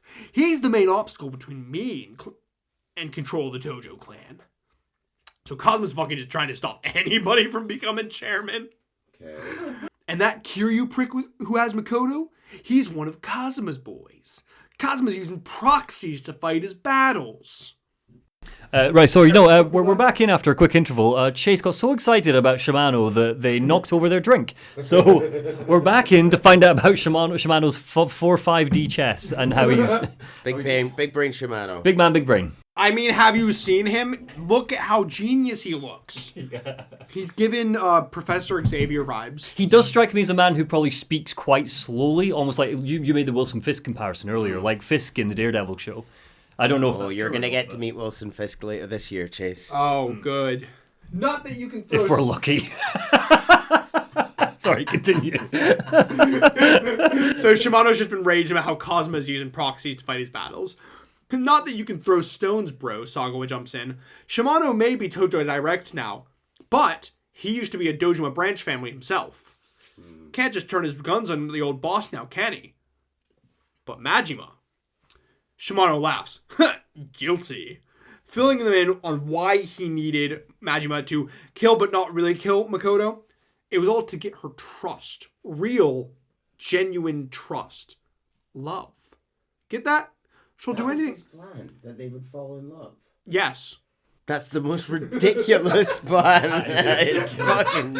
What if he, just didn't... What if she wasn't his type and vice versa? How could you not fall for the Lord of the Dance? Yeah. This is Old Boy, but not weird and incestuous. It's like the whole plan is just a rom-com. Kind of. Oh God, okay, right. sure. So, anyway, if they fall in love, then she'll do anything for Majima. Even sell the lot to Shimano. Have they fallen in love? It's only been a week and you've revealed this evil plan to him. They're probably not in love yet. Yeah. Probably like each other a bit, maybe. Do they fancy each other? Do you get that vibe from the game? At this point, you should be getting that vibe from at least Majima. Okay, that he's into her a bit. Yeah. Okay. He cares an uncharacteristic amount about her compared to other people. Exactly. Well, they both, I don't know, have eye issues. So he's like, well, that's it. She stopped trying to run away from him at one point. No, that's it. Yeah, that's the connecting tissue. Yeah. That's love, isn't it? Emphasis on the word tissue. Okay. Shimano's a joke. Moving on. Moving on. But first, he needed her to lay low for a while he flushed out of all of Cosmo's boys. Who to throw overboard when he takes the helm. Boys like that shitty Nikyo Consortium asshole Sarah. Getting him out? That was all Majima. Shimano didn't even know that he was one of Cosmo's until then. Oh. So he outed him. He outed himself, Sarah, basically. Sagawa laughs, saying that Sarah won't be a problem anymore. To which Shimano goes, no, he's alive. You fucked that up. He's still alive. You're the worst, Sagawa. You're the absolute worst. And not only is he alive, he got back to Kamurocho before you. I like how even the Yakuza There was a faster train, Sagawa. I had a look. There was a direct train. I mean, to be fair, Took the scenic route. Sarah's got money. He probably flew. Yeah. Yawa is a joke. Shimano is a joke. What is how it's such a house of cards? His entire plot. Right. Okay. Continue. Next. I hope Sagawa stays alive and keeps fucking bumbling his way through the rest of this plot. I know he's a serious evil dude, but also just this catalogue of errors. I think I will stop showing up for Lore Dump episodes if Sagawa survives the next game. I can't take You'll it. stop showing up for the episodes at your own house. Yes. I will be downstairs. You'll let us in. Let us up to the room. But See you later, guys. Have fun. Call me back in when Sagawa's dead. anyway, it's fine, though, that Sarah's still alive. They can use him to prod Kazuma. So Shimano tells Majima, you don't have to kill Makoto anymore. New orders bring her to him as an honored guest. He'll buy the lot off her for the full $1 billion. Manage that, and he's back in the dojo. Hell, Shimano's feeling generous. He'll even throw in the girl as a bonus. Sleazy. Real gross. Now, Songway hates to burst his bubble, but they have no clue where she is. Not an issue. To find Makoto, you just need to find Kiryu. To find Kiryu, you just need to find his oath brother Nishikiyama. He's another one of Kazuma's charity cases. But he hangs around the Kazuma family office a lot, so start there. So Majima's gonna go head over to the Kazuma family office. I guess now there is a reason for them to confront each other. There absolutely is. Yeah. In the 11th hour, so Shimano has introduced the reason. Totally fair. I'm not hating any of this. I think this is very fun. What I will say is the stakes are there are stakes. There are stakes, absolutely. It makes and it makes sense, I guess, that these characters would do this. It is a dirty deal for Majima to take. Well, is it because he thinks that he's saving her life and regaining his safety and her safety? To be fair, at the end of the scene, there's a very noticeable, he just sits there staring at Shimano. He doesn't say anything. Okay, right. He doesn't necessarily say, yeah, I'll do it. He doesn't trust it. I think that it's currently a fair deal. I think that there's going to... Prediction, but there's going to be the moment when he explains the deal to Makoto, presumably, and Makoto's like, I don't want to go with you, and he probably has an internal conflict over it. I think that's where we're going with this. So, leaving the meeting, he's walking the street, saying how he's a fucking clown in this whole thing. Walking the street, he ends up bumping into somebody, doesn't even, phase it. He doesn't notice, he just keeps walking. The man storms after him.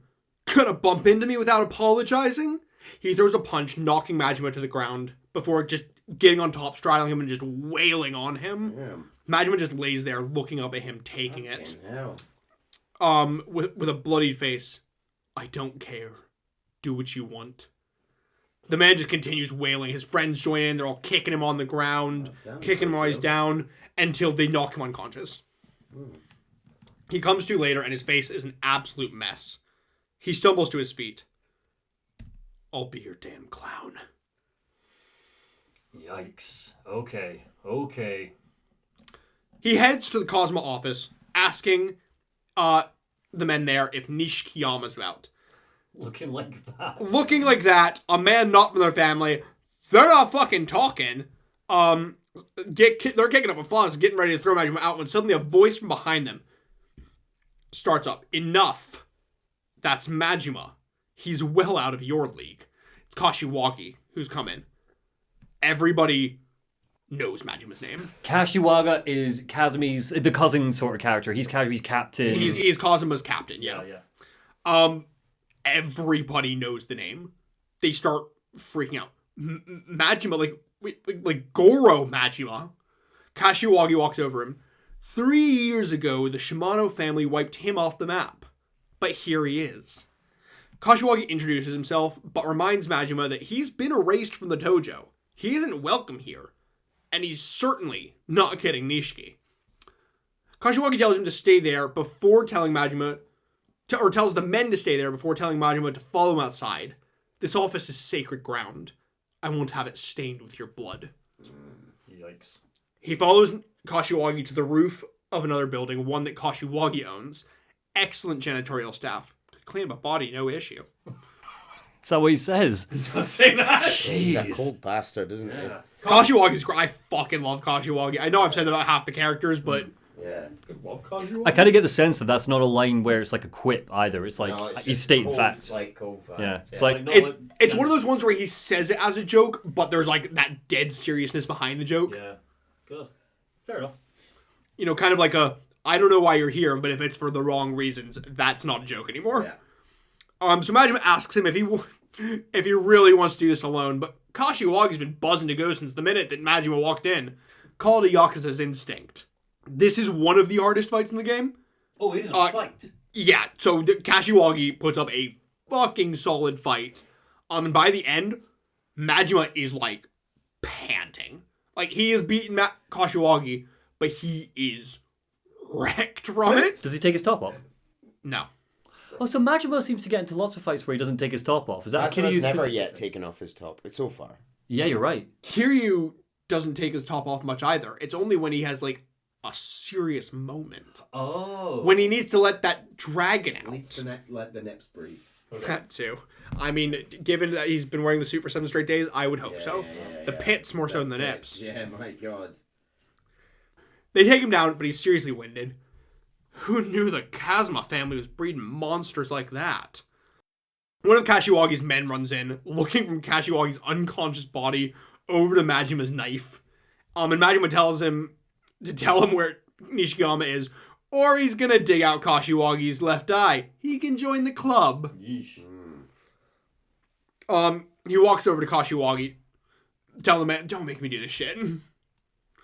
The man breaks, telling Majima to check Serena. So Majima leaves, saying that if he's not there, he's gonna come back. So he heads in and sits down at a chair in Serena. Nishiki is there. He's up at the bar with Reina. But obviously Majima doesn't know who Nishiki is, so he doesn't know that. Yeah. So Majima looks around. Nice place you got here. Nishiki gets up to leave, thanking Reina. Say, Mama, I heard a guy named Nishikiyama comes around here to get his drink on. Would you say he comes here often? Nishiki passes by the door, turning. Who are you? Majima, who are you? What if I said I was the guy you were looking for? I'd say you ain't the one I'm really looking for. I'm looking for Makoto Makimura, who's with a Kazuma Kiryu. Need someone to lead me to him. Nishiki tells me that before I got my stripes, I remember hearing about a guy named Majima in the Shimano family. I hear he screwed up so royally they carved out an eye and erased him. Does that mean you're back in the Tojo clan, Majima-san? Majima slumps in his seat. Oh, not yet. Then why are you after Makoto Makimura, huh? If I said it was to protect her, would you believe me? Where's your brother at? Where's Makoto Makimura at? Nishiki slowly reaches into his jacket, trying to pull a gun, but Majima easily bats it out of his hand. You can't beat me, kid. But Nishiki's not selling out his sworn brother, so that's how it's gonna be, yeah. And then you fight Nishiki. Cool. This is just like boss fight after boss fight after boss fight this chapter. It's great. Nishiki's fucking nothing compared to Kashiwagi, but they do trash the bar again, which, might I add, Kiryu did 2 days ago, so Reina just fixed it. Just finished. It still smells of paint in there. It is a really amusing fight, though. Especially because of the quick times, because Reina's sat behind the bar, like, hiding, and she keeps trying to help Nishiki. Like, she'll swing a bottle at him, which he dodges, or he'll, like, try to chuck a health potion to Nishiki, but, Majima will, like, kick him out of the air and, like, grab the health potion and use it for himself. Oh, that's fun. That's really cool. Love that. They're great. They're hysterical. Really really creative. Yeah. But, Reina and Nishiki ends up on the ground, and Reina runs over to him, trying to help him stay upright. Majima tries to get Nishiki to start talking, but Reina butts in, saying that Makoto's gone, disappeared. Not even Kiryu knows where she's gone. Nishiki came here actually to see if Reina had heard anything. Got you. Nishiki finally talks, saying that it was 3 hours ago, right after her brother was killed. First, Makoto heard of a brother, so this is the first that Majima has heard of a brother, so Nishiki fills him in on Makoto's backstory from China now. Perfect. Thank you. Yeah, so everybody's now caught. Everybody's caught up. Okay, Great. Right. After Tachibana died, Makoto shut down. Kiryu and him didn't really know what to do. Like, what do you say in a situation like that? They turned around for a second. By the time they turned back, she was gone. No, she wasn't. What? Nishiki kind of like stumbles over. He's like, she's blind. Where could she even go? Yeah. But he says that the last they saw her was at the homeless camp in West Park. Blind people know where to go. Like they can. Blind people can make their way around fine. You know, she's got a stick. She's been blind for years. She's all right. Yeah. I mean, she'll get kidnapped. That bit's not all right, but more like, she like. I guess it's like finding her way to a location that she's previously known. She's from this town. Like, No, she's not. Or She's she's not, lived though. here for years. No, she hasn't. She's been kidnapped. She's never been to Kamurocho. This is the first time she's ever been to Oh, Kamurocho. fair enough. So she does not know where she is. Yeah. Remember, she's been in Osaka since she moved here from China. Fair enough. Somebody has her. You're right. She's been kidnapped. She's been picked up by someone. Yeah, so Nishiki looks up at Majima, asking if he was telling the truth about wanting to protect her. Asking him to please help find her. Majima nods and runs off. He heads to the empty lot, thinking that somewhere with a connection may have some sort of lead. He looks up at the roofs above him and sees Makoto standing above him, standing on the ledge of a building above. Oh, God. Jesus. He sprints up to get to the roof, finding her still there. She looks over at him with a sad, lonely look. I thought we might meet again, looking deep into Majima's eyes. Wait. Can you see? Black screen. No. Next chapter. Go on. Got a vision back! Chapter 16, Proof of Love. Okay. You can... Oh, shit. Not that one. I just got the subtitle. Yeah, we're just going to give it away. Chase accidentally moved on to the next picture that they're about to show us, which is a picture of Majima with Makoto saying, "Want to get some takoyaki?" After we've learned that A, she can see, and B, she's considering killing herself. Oh, hold on. Cut all of that for the sake of the people listening. Fine. Pretend you didn't see that. Okay, so. But also, it's a chapter called Proof of Love, so no shit. Proof of love. So, chapter 16, Proof of Love. I will also say in this picture of Makoto before, it's the first one where her eyes have like that much clarity. Cool. Like her eyes have kind of looked a bit clouded up until this point. That doesn't really make sense. No, It's a psychosomatic injury. It doesn't really make sense. Symbolism. Sure. But yeah, so Makoto looks at him, saying that she can see just well enough to walk around town. She can tell that he's standing there, but all that she can really see is that Majima is like kind of a black blob in the shape of a person against a dimly lit backdrop. So she can see shapes, but she can't see any details. Okay. When she touched her brother's dead body down in the empty lot, something changed in her eyes, a light coming back into them. But no matter how close she got to the face, she couldn't see the details. Oh. All she knew was that he'd been brutally tortured. The Dojima family Yakuza murdered her brother. She looked down at the empty lot, all for a barren patch of dirt. Majima understands where she's at, telling her not to get desperate, not to go down the path of revenge. He tries to convince her that he can keep her safe. His boss doesn't want her dead anymore, just wants to buy the lot. Once he does that, she won't need to worry anymore. He'll be there with her. He can keep her safe. She spins around to him, saying how her safety's pointless. There's something she needs to do whether she lives or die. And if you want to help me, then help me. She looks at him, reciting out the names of the ones who killed her brother. The 3 lieutenants and Sohei Dojima. Oh. Majima looks at her. You want me to kill them? She looks back. I can pay you. Is 1 billion enough? Whoa. Majima looks at her sadly, but as she rants off that this is why they were brought together, that her brother would want to be avenged, he looks at her. This isn't who you are. She looks at him, then walks away. He tries to stop her, but she continues walking. Let me go. I'm fine on my own right now. Right after she says that, though, she trips, falling to the ground. Majima runs over her, but she screams at him to leave her alone. He looks down at her softly. Hey, want to get some takoyaki? If you still want me gone after that, I'll take a hike. She takes a moment and then agrees, but saying that after that, to please let her worry about herself. Let's just talk. Over some grub, huh?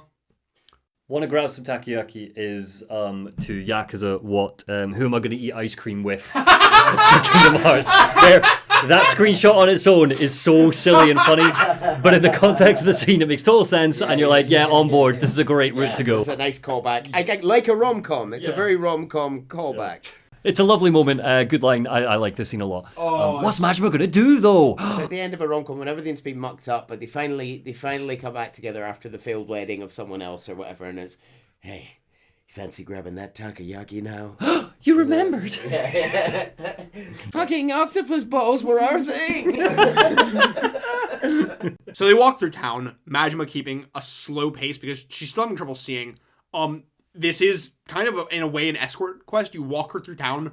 She keeps tripping the whole way. And Majima kind of, like, will stop every time that she does and wait for her to kind of pick herself up and catch up. Kind of giving her that agency to, stand on her own 2 feet kind of thing, but not wanting to leave her on her own.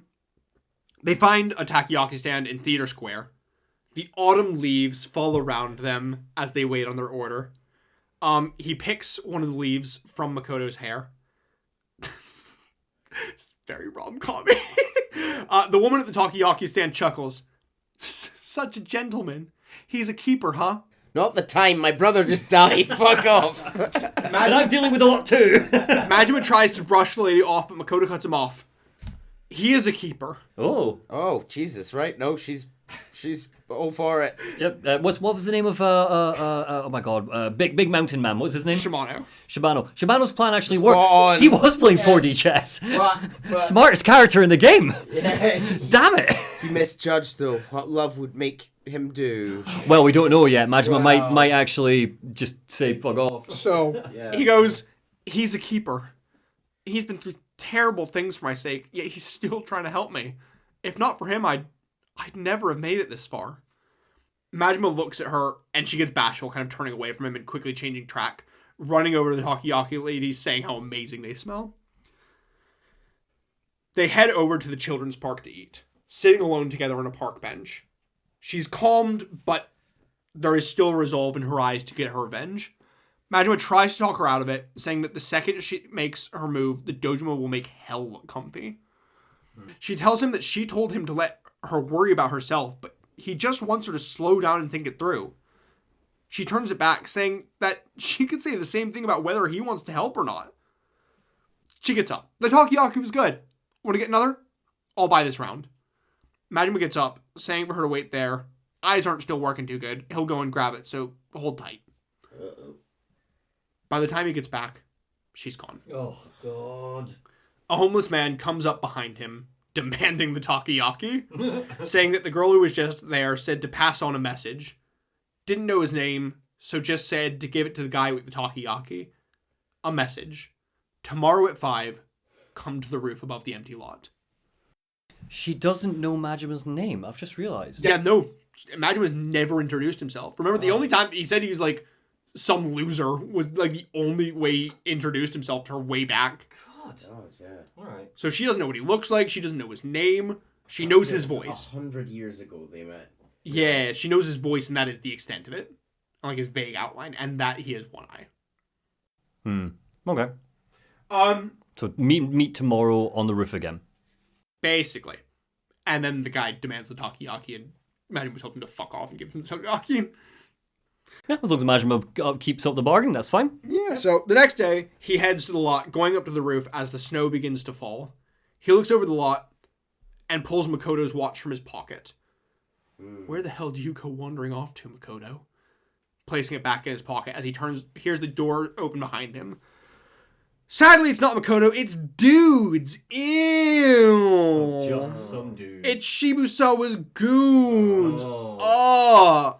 They're pissed that Majima has fucked over their deal with Nishitani. And it seems not only that, but they were also the ones who offed Nishitani after their deal went south.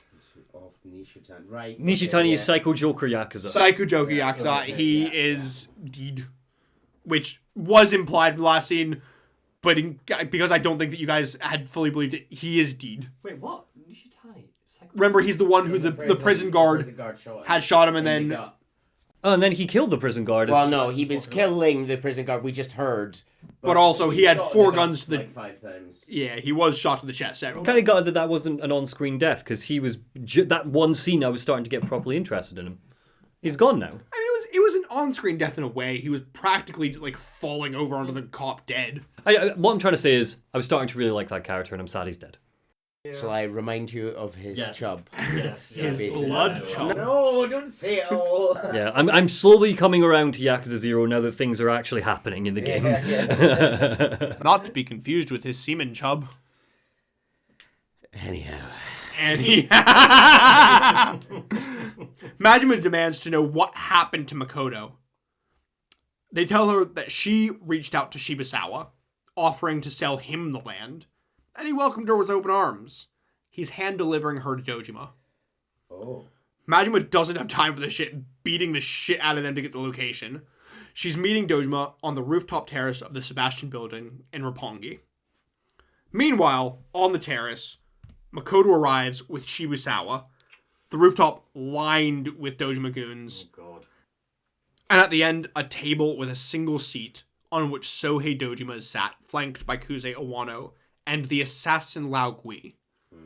I know this is probably just how he normally sits and what his room normally looks like, but the framing of this is beautiful in the sense it very much feels like Deal with the Devil time. Yeah. Like, this feels bad news. This is not good. Don't sign. Yeah, also, he's just got, like, mystery top hitman assassin guy out in the open with him. That seems like a very suspicious, short-sighted thing to do. Oh, I don't think that he's meant to be, like, a secret assassin. Well, isn't the fact that he hired him to frame a member of his own crew, like, you might want to keep the, like, elite hitman maybe out of public view. I think at this point, he thinks he's about to get the law. It doesn't matter anymore. Okay. I thought that the Yakuza had been characterized as quite xenophobic towards the Chinese. Is nobody questioning the fact that a Chinese assassin has been brought into the ranks and is now one of the right hands? Oh, he's not right hand. He's still just there as a hired assassin. Right. Okay. People tend to be He's behind Dojima pretty much as a bodyguard right now. Okay, fair enough. But also, yeah, they are quite xenophobic, so... Seeing Makoto, Dojima on the spot announces Shibusawa as the new captain of the Dojima family, much to the clear annoyance of Awano and Kuze. He won the race. Good job, my dude. It. Wow. Game over. Yeah. Credits roll. Congratulations, Shibusawa. Time for Yakuza 1. You did call it. There we go. We finally got there. Glasses Man did a thing and was not really... He's not Glasses Man anymore. Sorry, no Glasses Man. They'll go back on once the action's done. Anyhow, down to business then. Makoto lays her off from the table. The land is his, but only under a condition. She doesn't care about the billion yen, but the 3 lieutenants who scrambled to get the empty lot, the ones who ended the life of her brother, she wants their heads personally lined up in front of her by Dojima himself. That's her price for the empty lot. Meanwhile, Majima's arrived at the building. Makoto's badass, by the way. Sorry, I know that we all like Makoto and it's a given, but badass. Love it. He's here to chew ass and kick bubblegum, and he's fresh out of gum. So nom nom nom. He beats down Dojima's goons, clearing a path to the rooftop. So you mean he eats down Dojima's goons? He does also eat them out. He bursts through the doors, calling out Makoto's name. She turns, hearing his voice, but as she does, a silenced gunshot. The assassin Lao Gui shooting her straight between the ribs. No. I mean, that seems like a terrible decision. An awful decision for numerous ways, but really, no. Are you shitting me, Chase? No, she was just shot. She is the best character in the game. She is currently the only character I properly care about. As in, I care about Majima, I care about Kiryu because they're the main characters. She's the only character I've become emotionally invested in, and she's fucking dead. Lao Gui shot her. Absolutely not. Lao Gui shot her. Dojima gets up and leaves with the lieutenants, leaving Makoto dying on the ground. As he turns to go, Lao Gui gives a little smile to Majima. Majima runs after them, but he's stopped by the goon as all of them get off in a helicopter and fly away. Oh, they're just leaving. Yeah, they're just leaving. Deal ruined. Who cares? No, he's got what he wants. He's done. Oh, sorry, he agreed she signed. Sorry, did I miss that? We'll get to that in a second. Okay. So Majima's in a rage. And he finally rips off his suit jacket. Yes! Revealing his Hanya tattoo, which is one of the best tattoos in the series. He's taking all of these fucks to the depths of hell and no one's getting out alive. It's like a horned demon that kind of looks a bit like Majima. I think it might be the angle with the hairline, but it's very cool, that tattoo. Very cool. It's dope, especially on the bed of flowers behind it. Great. Fucking love Majima's tattoo. So he flies into action, a flurry of blows against his enemies until they all lay on the ground before him. He slowly walks to Makoto, falling to his knees before her. But then, he sees a small breath. She's still alive. Okay. She's still good. Good. He calls out to her, trying to get her to say anything, and all she can manage in a quiet voice is an apology, tears welling in her eyes, saying how she can't do anything on her own. She's just caused him more trouble. She gasps for air as she looks into Majima's eyes, telling him to listen. We flash back to a few seconds ago when Makoto was giving her offer to Dojima, and he just laughed in her face. She says, that's fine. I have other interested buyers. Dojima looks at her saying, is that so? See, he actually thinks lot's a bit overpriced as it is. See, before he started buying up the land, no one had a clue that that little plot of land even existed in the first place. Not even the bureaucrats. Now, if no one were to ever come forward to claim it, well, what is anybody going to ever say? Here, not a bad point at the end of the day. Yeah. Seems like a lot of trouble could have been avoided if you just decided that earlier. None of this would have happened. I mean, yeah, if people just go, look, it's just an alleyway, who's really going to kick up a stink? Anyone. But then we wouldn't have had a game. Yes, true. Dojima smiles as Lao Gui raises his gun from behind him. Women and children should learn. Yakuza are not to be fucked with. We return to the present. Makoto's still gasping for breath as she calls herself stupid and naive, thinking that she had all the negotiating power while she still held the lot. And then she passes out. Majima pleading with her to stay with him, begging for someone to save the day. Lucky for him, a voice calls his name. It's Sarah! He's hobbling a bit on a cane, but he's doing all right. He kneels down next to Makoto, assessing her condition and shouting to his men to bring her downstairs quickly. They can't let her die. They rush her to the hospital, where she's quickly brought in, Majima running alongside her gurney, telling her to just hang in there. I'll do anything you want, revenge, you name it, whatever, so please, please. Her gurney is wheeled through a door into the operating theater, closing in front of Majima as he falls to his knees. Finale. Black and white. So Majima's the black and Kiryu's the white. So they're finally going to meet. There's some pretty good Pokemon games. Remember three- Kiryumon? After 3 Lore Dump episodes, our two protagonists are finally going to meet. Can't wait. Majima is sat outside the operating room's door, agonizingly staring at the clock, wondering how long it's going to take. Suddenly, the operating light goes off, and a doctor emerges. The surgery was a success, but she's yet to regain consciousness. She could wake in an hour, a week, or never. Or Yakuza 1. Sarah arrives, saying that they need to move Makoto. She's not safe there in case Dojima finds out she's alive. 'Cause remember, Dojima currently thinks she's dead. Yes. Because the world's best hitman has had 2 chances to kill 2 people and both times has shot them vaguely in the gut or the back. I think that alleyway assassination that was purposefully a bit crap might not have been purposeful. Anyway, the doctor, who seems to kind of be on Sarah's payroll, maybe, the doctor's coming with them. Cool. And he looks over at Majima, asking if Majima is going to be joining them. Majima solemnly shakes his head. Sitting, waiting for her to wake isn't going to help her. There's something he needs to do in her place. As long as the Dojima are around, she'll never be safe. Oh my god, yes. Sarah looks at him. You can't be serious. A suicide run to try and take out Dojima? Majima looks over at the doctor, telling her to do everything she can to make sure Makoto wakes up. Swiftly walking outside the hospital. Meanwhile, at Dojima HQ, the Kamurocho Revitalization Project is moving forward again. Yay! Dojima gives all the credit to Shibusawa. Again, much to the annoyance of the other lieutenants, who I think all of them makes a comment like, "Oh God, gotta get used to calling him captain." Ugh. Monty, your point about having an outsider in the room does now seem more stark when they're talking about top-level Yakuza business. Yeah. And this sort of outside hire is standing, for reference, anyone listening along, is standing behind the Don at the top table in this sort of quite private moment.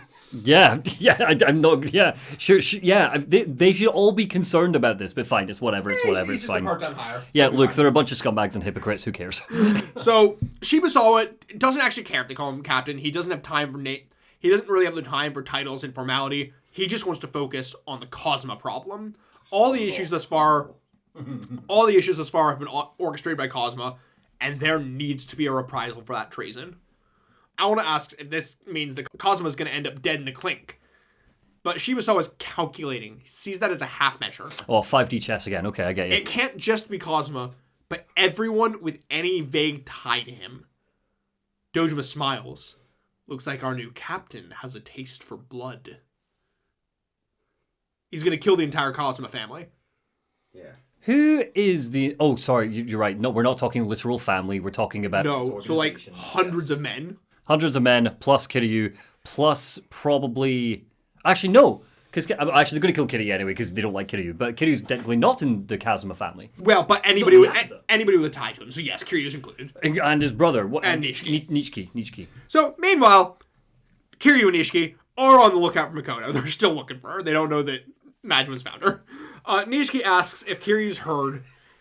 The princess in another castle continues into the finale. And whilst I'm sure this won't take long, and we're going to skirt over this quickly, just figure your shit out. This is what happens when we have two pro tags. This should have just been that we'll talk about the end. This should have just been a Majima game. I'm sorry. Continue. Nishiki asks Kiryu if he's heard the name Goro Majima.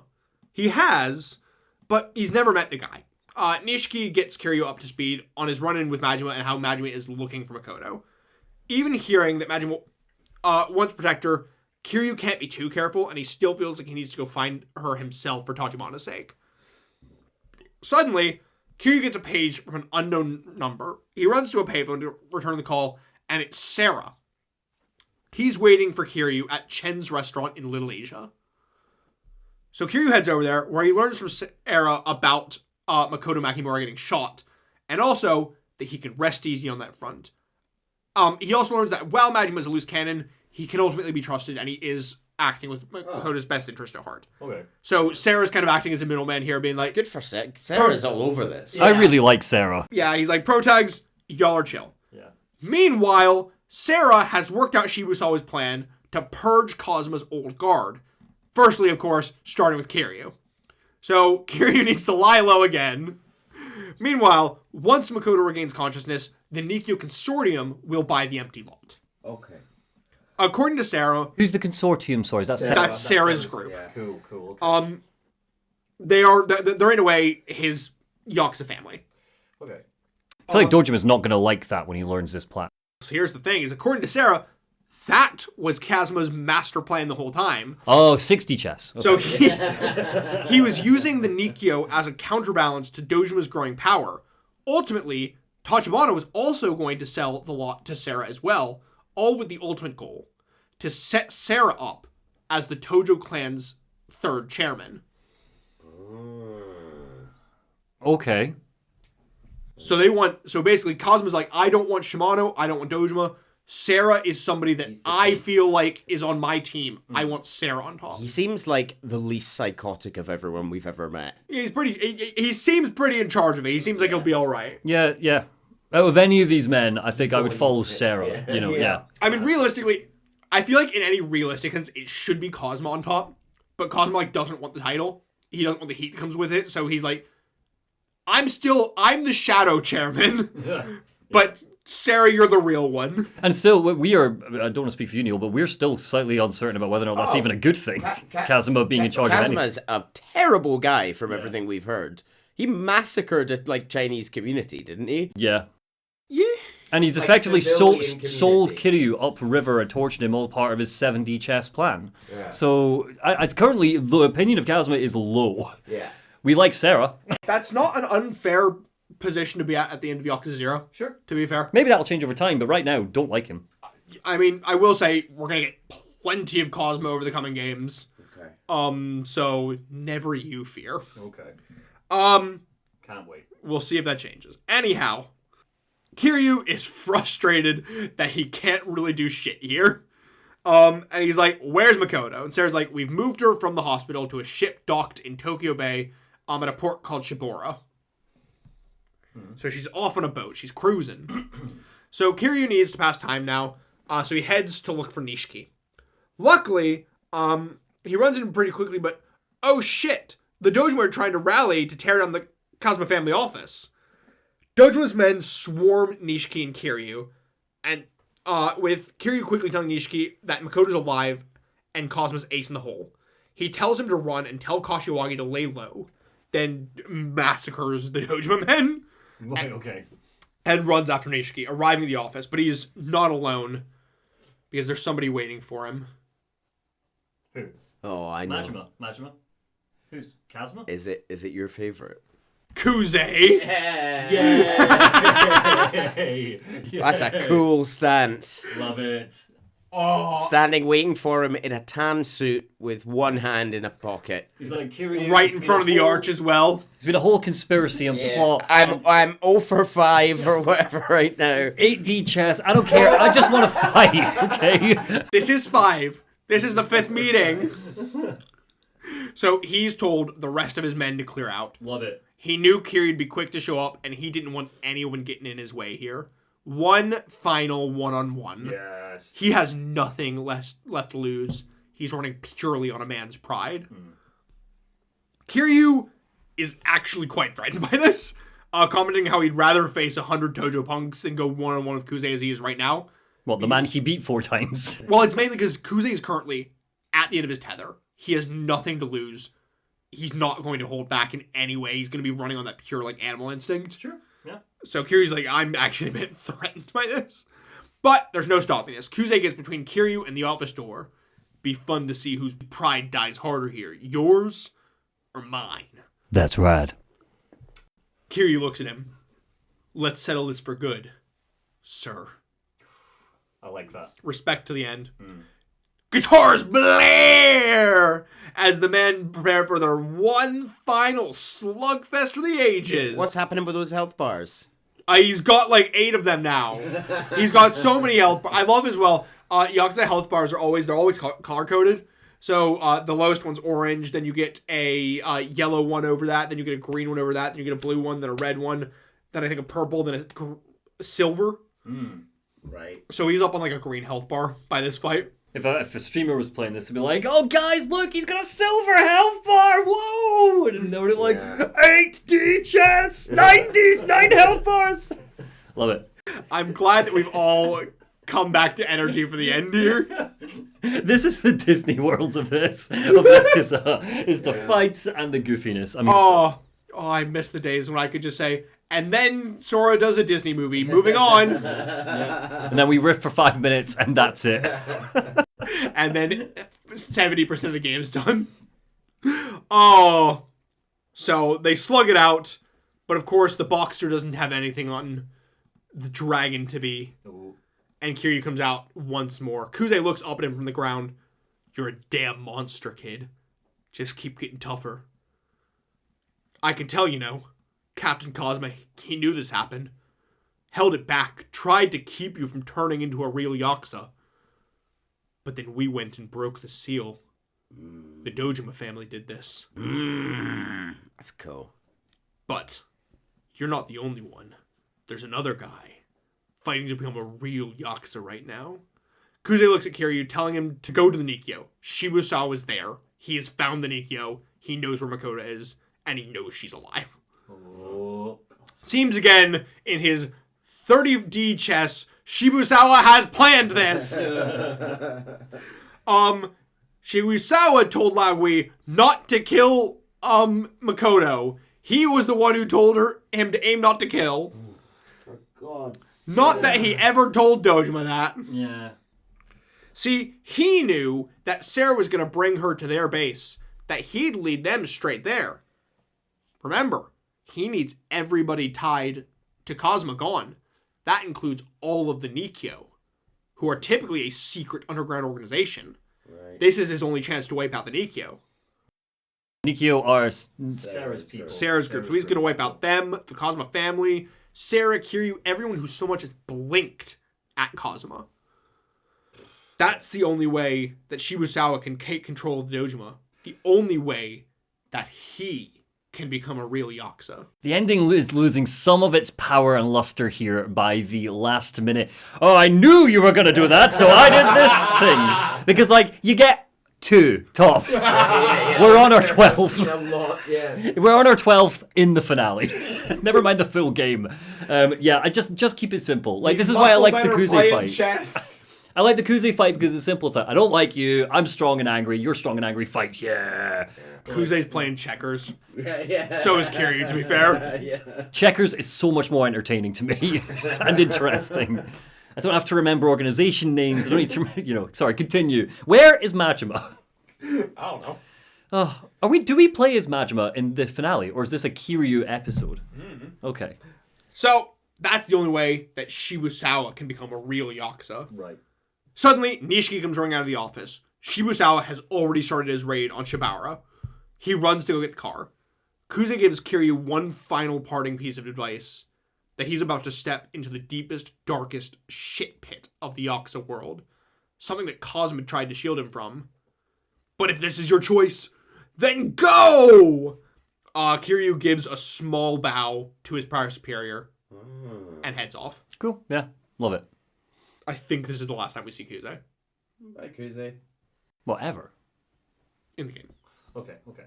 Cool.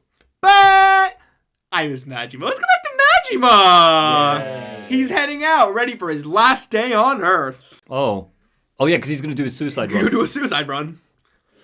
Following very much in his bro Saijima's footsteps. While walking through Theater Square, he happens to bump into the punks who beat the shit out of him the other day. Oh. They try to tease him, asking if he's forgotten who they are, how he should be bowing to them, warming them up with his wallet. But, of course, Majima ain't the same person that he was the other day, and he beats the living shit out of them, returning everything they did tenfold, gathering a crowd. The crowd is quickly joined by a lovely, lovely Sagawa, who's asking if Majima's having fun playing. He's curious to hear if he's found Makoto yet. I feel like Saga was supposed to be Majima's version of Kuze. Again, because the parallels are consistent and it's quite poetic, but it's just Saga's no Kuze, you know? I don't think he's meant to be a Kuze. Oh, just as far as like this constant senior threat and presence. I just hate him. I just do. But Majima is a man on a mission. He's got places to be. Dojima HQ. He tells Sagawa to tell Shimano about Makoto being shot by a Dojima hitman. The empty lot's nobody's land now, lost in the shadow. Sagawa grabs Majima's collar, demanding answer. Majima looks at him with a look colder than the Arctic. Get your hands off me. I'm done taking orders. Love it. Leave the girl the hell alone. If anyone tries to make a move on her, even if it's Patriarch Shimano himself, I'll be there. Love it. Sagawa asks if he intends to go take out Dojima by himself, and Majima just doesn't reply, walking away as Sagawa calls behind him that the girl's driven him off the deep end. You've got the eye of a mad dog! Which means nothing to you two, but means everything to the fan base of this series. Okay. So, remember earlier when you asked if the Lord of the Night is Majima's, title? Yeah. No. His title is the Mad Dog of Shimano. Ooh, cool. So, Kiryu is the Dragon of Dojima. Majima is the Mad Dog of Shimano. Cool. So, this is the moment where he starts to embody the Mad Dog persona. Cool. Oh. Got that dog in you. Got that dog in him. Sagawa looks on. Something of a proud look in his eye. Son of a bitch finally busted out of his cage. That's actually quite clever wordplay on a couple of fronts there. I appreciate that. You don't get to have a nice moment, dude. You kept him as a slave. Oh, yeah. Majima arrives at Dojima Family HQ, a trail of Dojima bodies in his wake. I'm Makoto Makimura's special delivery. A hitman who's gonna eat your shit! Wait, that was not the line.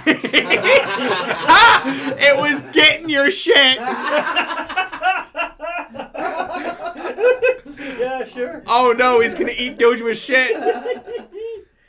Oh, well that's somewhat, and I hate the line anyway. A hitman who's gonna get your shit, still a shit line. It's a bad line. Right. Yeah. Oh, anyhow.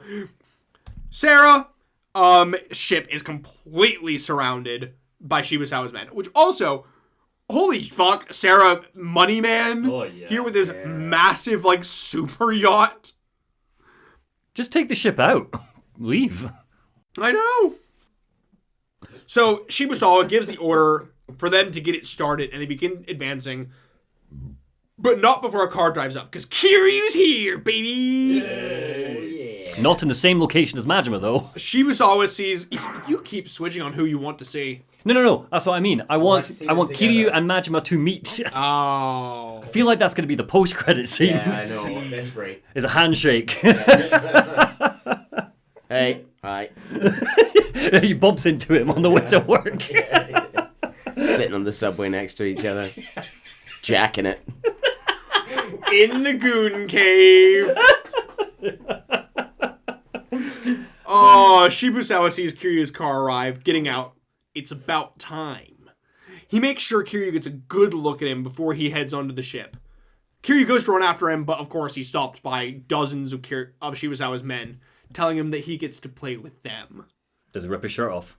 No. Oh, no, he might die. A complete shootout starts. Nikio men are on all the bows of the ship, shooting down at the Dojima, who are returning fire from their cars. But Shibusawa has the numbers. They keep taking him out until finally the Dojo men start storming the ship. Oh. Kiryu gets ready to fight the officers when suddenly 2 trucks drive in. A man's hanging off the side, throws a Molotov cocktail at the Dojima. What's happening? This is kicking off. The Molotov explodes dead center of the car, exploding some of the cars. The trucks pull up next to Kiryu and Ishiki. It's Kashiwagi with the reinforcements from the Cosmo family. Hey! Hey! Kashiwagi shouts at them to get onto the ship and leave the trash on the pier to the family. They run through the field of burning cars, fighting their way onto the ship, but there's too many. Nishiki tells Kiryu to go, pulling out a gun, saying that he'll hold them back. If Shibusawa is going to get his face carved in, it needs to be him. Kiryu runs off, being carefully observed from above by Shibusawa. He has Makoto. Kiryu makes it to the top of the ship, finding him waiting. But hey, Majima's pretty cool, yeah? Yes. Yeah. So Majima caves in the faces of all the Dojima punks, and yes, it does get this frantically switching between them every 3 seconds I don't from mind. here I'm on. no problems with that. He caves in the faces of the Dojima punks as he continues his absolute trail of carnage through the office, and they are terrified by this mad dog going on a rage through the place. Oh, absolute whirl of blades. Majima's killing, is he? Yes. Yeah, because At this point, he is full on. Cool. He has gone off the deep end. He is crazy. Cool, okay. But in his mind, what he says is, "You fucks don't even add to my body count. Out of my way, you meat sacks." So he just It's like you're not even good enough to... he doesn't see them as real people. He's not killing anybody because they're not real people. Yikes, that is not a great place to be. I like that a lot, though. So he's still not killed anyone ever. Cool. Majima does not kill. No, that's not true. Majima kills. Majima definitely kills. Majima arrives at the top of the office to the formal floor where we saw Kiryu get let go from the family so long ago. And waiting for him there is Owano. Did we miss Owano? Who is Awano? Purple coat, Dancy boy. Oh, yeah, he's alright, I guess. He's no Yeah, Kuze. we missed him. He needed his last little moment. Which lieutenant is this? This is the smarmy one. The smarmy one. So he looks at Majima, saying how he's a nostalgic face, but he's a dinosaur in the Yakuza. Yep, there it is. There's that smarm. They have fully incompatible mindsets. Ono wants to use his power and cash to live a comfortable life. But Majima knows that Yakuza needs to get his hands dirty. Ono rips off his jacket. Whoa. Hey, he's kind of ripped. He's ripped as well. They're all ripped. Yeah. How are you going to get to the top if you can't beat the shit out of your men? Oh, his tattoo is a samurai, it Yeah, seems? samurai. Cool. It's a dope samurai. Maybe Majima's right. He got his start because he liked hitting people. Not for any reason. He just liked beating on a guy's face. Ink on his back's gotten faded to hell in the time he's spent staying comfortable. Used to be the Yakuza mint, but somewhere along the line, getting bloody started feeling like a pain in the ass. Majima rips off his jacket. Don't you worry. I'll be sending all your little Dojima family buddies to meet you in hell.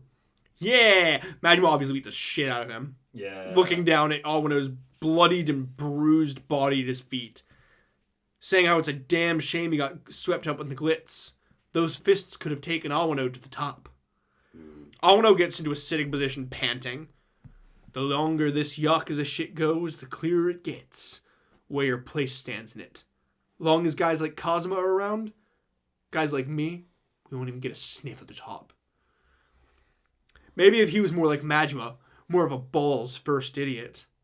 Majima reminisces, saying that he wasn't always like that, but lately he's seen a lot of people live and die as idiots. Lee and Nishitani flashing through his head. That batshit crazy lifestyle, I say, made him some of the finest bastards I've ever known. Very 80s. I love it. Awano smiles up at him. You lucky fuck. I feel like they're gonna... I may not like you, but god damn it, I respect you. Suddenly, the door opens behind Majima, and stood in it is Laogui with his gun already out. Awano runs up, jumping in front of Majima as Laogui fires, taking the bullet for Majima to the chest. Why? Because they just had a bro moment. No, what? Are you kidding me? They just had a heart-to-heart. Well, all it takes is a Fair enough. conversation. He's a simple man. Awano falters, but stands strong as Laogui swiftly... He just fucking... He, like, doesn't even stop. He just... starts marching forward. Like, just shot after shot after shot straight into the meat shield that is Awano. Okay. Again, sort of missed his heart. He sort of hit everywhere apart from the middle of his chest. Sorry, anyone listening along, we can see Awano standing, his last, sort of, presumably his last breaths, standing in front of the way. He's got, 6 bullet holes in him, 7 bullet holes in him where the clip's been emptied into him. But it's all around the periphery of his body. Nothing is in the middle of his chest. I still get the feeling that's going to kill him. I mean, that is like... But at this point, it's going to be deliberate. At this point... I mean, that's like however many to lungs. Yeah, it's just a waste of bullets, isn't it? Yeah, again, if you were aiming for the lungs, you'd go here. You'd like... And again, yeah, okay, yeah. Right, next. Majima sees Laogui, immediately recognizing him as the one who shot Makoto. Awano looks at him. The hell are you doing? 2 guys are in here talking about some serious shit. Outsider like you can stay the fuck out of it. Oh. He charges Laogui, only for Laogui to, like, whip his hand and, like, fingernails come out, almost like Wolverine claws. Oh. Can't get a read on this guy. And he just runs up and just impales Awano, like Wolverine style, straight to the chest. Through his heart this time. Okay. Cool. Well, I mean, yeah, if he was going to kill him, Waste of actually, bullets, yeah, yeah. you've just done that. He just throws him to the side. He's like, I have had enough of your serious chats. And then he says, Majima, can you give me a minute? I need to reload my guns. Because I wasted my bullets. Dojima enters from behind Laogui, commenting how he never expected Shimano's little project to come back around and try to bite him. You've gone and wasted Awano. Now I've got to cap Shimano too. What a pain in the ass. He looks at Laogui, don't get careless, and then retreats back into his office. Laogui charges Majima, throwing his needles. Yeah. And then they have a nice little brawl. Wow, another boss fight. Boss fight central. The boss fight central. Very good. I like his white shoes, the assassin's white shoes. I always really, really enjoy those. I don't own a pair, but I would like to one day. I will tell you up front, in somewhat Yeah. of an anticlimax, What do you mean? Laogui is Majima's final boss fight. No, he's not. Oh. Laogui is Majima's final boss fight. Not any of the people that had kept him chained up for years, or... Laogui is Majima's final boss fight. What, this random assassin that we have learned literally nothing about. To be fair, he shot his not-girlfriend that he's known for a few days. Which I understand that aspect of it. Yeah, a bit underwhelming, you're right. Yeah, it is. Yeah. I mean, it is a dope fight. You're, like, fighting him around here, and you, like, kick him through the office into, like, the next room, and you're, like, kicking him through a garden. You keep, like, kicking him into the next room, and, like, you beat the shit out of him. Like, you beat my fucking girlfriend! And finally, he rams him straight into the chest, flying through the door, Dojima's office, grabbing him from the floor, taking his face in his hands, and just repeatedly thrusting it into his knee. You'll have a good thrust. Shut the fuck up. Laugui's face is... Sorry, Blood Chub. Is that too much for you? It is, yes. Thank you for noticing that. Blood Chub is nice and subtle.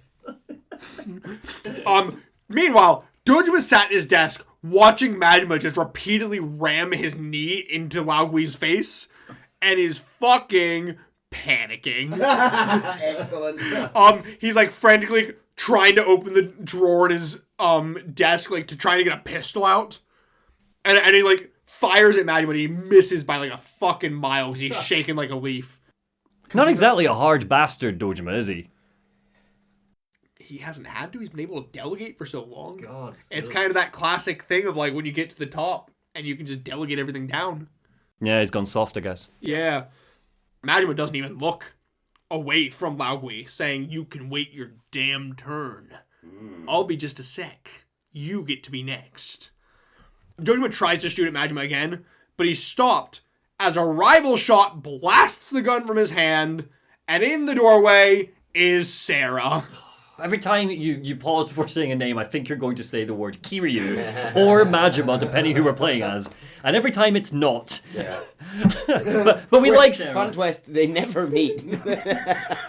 They go back to their respective cities, and that's the next 20 years of games. Didn't you know that Majima's not actually in any of the other games? It's just Kiryu. It's just Kiryu. I mean, I already feel like Kiryu just shouldn't have been in this game anyway, but continue. So Sarah is here, but I don't give a shit, so we're going back to the boat. Okay. Shibusawa looks calmly over at Kiryu, saying how he understands what Cosmo saw in him. Should have noticed it sooner, too. Before he was just a punk, but now he's nearly a dragon. Oh, he said the thing. Kiryu tells him to spare the poetry and let Makoto go. She'd already be dead if that was what he wanted. Shibusawa looks at the doctor, telling her to take Makoto and go. She served her part. She can die later, but Kiryu comes first. The first nail in Cosmo's coffin. The heir to Cosmo's ethos torn down by his hands, he seeks only one thing, the triumph of surpassing Shintaro Cosmo, to build a legacy. Shibusawa tells Kiryu that his father was an aide to a politician in the House of Representatives. Some last-minute characterization. Okay, last-minute backstory. Last-minute backstory. Sure, yeah. Shibusawa's dad was an aide to a politician in the House of Representatives. Yes. And everyone expected him to rise the ranks too, but all of his accomplishments kept going to his boss. Even worse, he eventually ended up taking the fall for one of his boss's corruption. It drove him to suicide. Oh. It's got kind of dark there. That's the limit. Don't let us make those noises right before that reveal. That's the limit of a man going on talent alone. Anyone who takes the high road in a world that answers diligence with indifference is a fool. So he found a new world where power's everything, where he could author his own fate. But, sadly, the Yakuza is just like politics, and only one thing brings men to heel: a title. Kiryu says that Cosmo is more than that, more than the legend, built the Dojima family up near by himself to what it is today. Shibusawa knows that he doesn't have the means to stand apart like that too, but if he can't reach the top without Cosmo's title, he'll mint it himself. Okay. Kiryu tells him that he hasn't earned that title. Shooting a girl, killing Tachibana and Oda, if he's so desperate to draft himself a title, he should write it in his own blood. Shibusawa looks at Kiryu. Didn't Kiryu join the Yakuza out of envy for a title? Look up to a man who carved his title in the blood of others as Dojima's hitman? Dragged the empty lot from an internal family matter to one where civilians Push die. him over the edge of the ship. Good points, but yeah, we're done. Come on, Kiryu's been through so much. Just shove him away. There's not enough bad guys getting killed in the middle of a speech. Like, We write in other people's blood. That's the Yakuza way. And I aim to pen my title in yours. He rips off his jacket. You're not the only one with a dragon on his back, boy. That's fun. I'll kill you, surpass Shintaro Kazuma, and become the dragon of Dojima. Do it. Kiryu looks cold into his eyes. You can keep the cute nickname. But there can only be one dragon. He rips off his jacket, his still unfinished dragon, ready to be colored with the blood of his final boss. Love it. Yeah, very, very cinematic. Yep. good. Punch, punch. Yeah. Punch, punch, punch. Punch, punch, punch, punch, punch. Kiryu wins. Yay! And the credits roll. Shibusawa struggles up from the ground, saying that if he learned anything from Kuze, it's that a Yakuza who can still hold on hasn't lost. Kuze Part 2! I joke. He struggles to his feet. I was getting hyped. Sorry, continue. He struggles to his feet, saying that he's going to kill them all, which just earns him a swift punch to the face from Kiryu. And he goes flying backwards as Kiryu just spins around and spin kicks him in the face. He gets on top, the faces of the lives lost to Shibusawa flashing before his eyes as Kiryu just repeatedly beats the shit into his face. Nice. It's like face, boom, face, boom, face, boom. He's like the driver of the car that one time. Boom. Like, who has Shibusawa killed that's like... I think that he sees Shibusawa as responsible for every death so far. I see. Okay. Because Shibusawa's been a million D-chessing behind the scenes. A million D-chess, yes. A million D-chess. Shibusawa spits out blood. Is that all? You don't have a choice now. Kill me, Kiryu. Follow in Shintaro Kazuma's footsteps and become a true Yakuza. Kiryu's body shakes with rage as he raised his bloody fist to the sky. He swings it down, but as he does, he's pushed to the side, tackled off of Shibusawa by Nishiki, shouting that he can't. He can't cross that line. Oh, he was about to, though. Oh, he was fully about to. He was stopped. He didn't stop. No, he was stopped. That's cool. I like that a lot. His bros got him. Yeah. What does killing Shibusawa get him? A whole lot of nothing. A whole lot of peace and quiet for a few years. Don't go getting ahead of me, brother. Hold out. Someday, if the time ever comes where you have to cross that line, I'll cross it with you. Okay. We're gonna kill together. Yeah. Paraculars. Seems like the situation might not call for it, but yeah. It seems If it does, it seems like this situation. No, because there might need to be call for two it. guys that need to be killed at the same time. It's gonna be like some pair move where they both like go stomach both holding the gun. Yeah, yeah. Like holding their hands with each other and pull the trigger together. Okay. So I feel like I've just ruined a very emotional moment, but still. yeah, but like I'm honestly more baffled at the fact that we're not killing. I've got a doesn't bit of an kill. issue with Kiryu's. Cosmic Kiryu does not kill. Right, but why? Because he doesn't kill. Why don't you kill him? It's not good to kill. I'm not involved in a Yakuza. It's still not good to kill. I'm not involved in a Yakuza where I've spent a million years now dealing with people playing 9D chess. So it's like He's just a better person than us. his life is going to be made so much worse if he doesn't get rid of this guy. Sometimes the easy way out isn't always the right way. I'm not here for the morals. This is a Yakuza game. But it seems like they're trying to do more. Yeah, they're trying to do a thing, I guess. Anyhow, Shibusawa looks over at the pair of brothers before rolling his head back to the sky, resting defeated as the shit burns around them. Anyway, Sarah just showed up at Dojima's office, yeah? Let's go back there. Yep. He looks over at Majima, asking if he's going to kill them. Damn straight. He'll do anything to protect Makoto. When she learns that you've done this, it'll hurt her. Sarah looks at him. This isn't the way. He reminds Majima of how he felt when Saejima killed 18 without him. Her hands will be clean, but only because his are soaked with blood. That's not something that she can ever repay. Is he going to saddle her with that debt? Majima looks down at Lao Gui, who has this, like, he's missing teeth, and he's, like, got this goofy, like, pleading smile, just covered in blood. And he stabs his knife down, planting it in the ground beside Lao Gui's head. Okay. What the hell is he supposed to do, then? Sarah looks over him, telling him that it's over. Makoto regained consciousness. Kashiwagi's escorting her to the hospital. Dojima looks over at them, shaking with fear. What do you mean? The girl, she's alive? The empty lot, what happened to the land? Sarah smiles, telling him that she is no longer the owner of the empty lot. He is. His asking price is 100 billion, and he'd be happy to discuss on those terms. He looks hard at Dojima, telling him that the age of the Dojima family has ended, and Dojima falls into his chair, defeated. So I guess you could say there's your final boss. Defeated with words and politics. Kind of wish Majima killed him. No! We don't kill in this game! Majima does. Bloodless! Okay.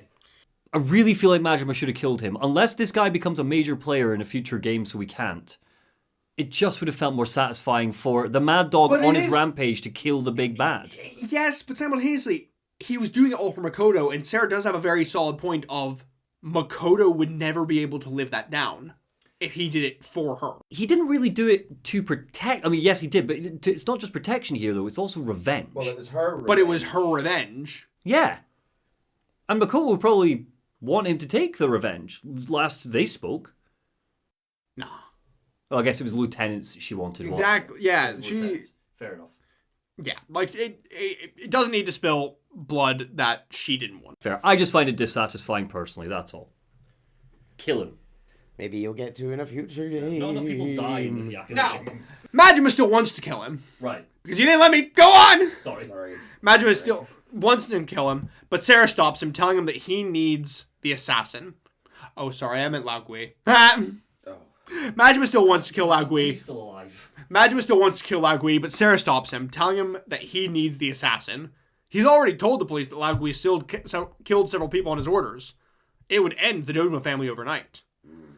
Now, he's not so benevolent as just hand him over to the cops, though. No. The Nikyo are going to take custody of Lao Gui.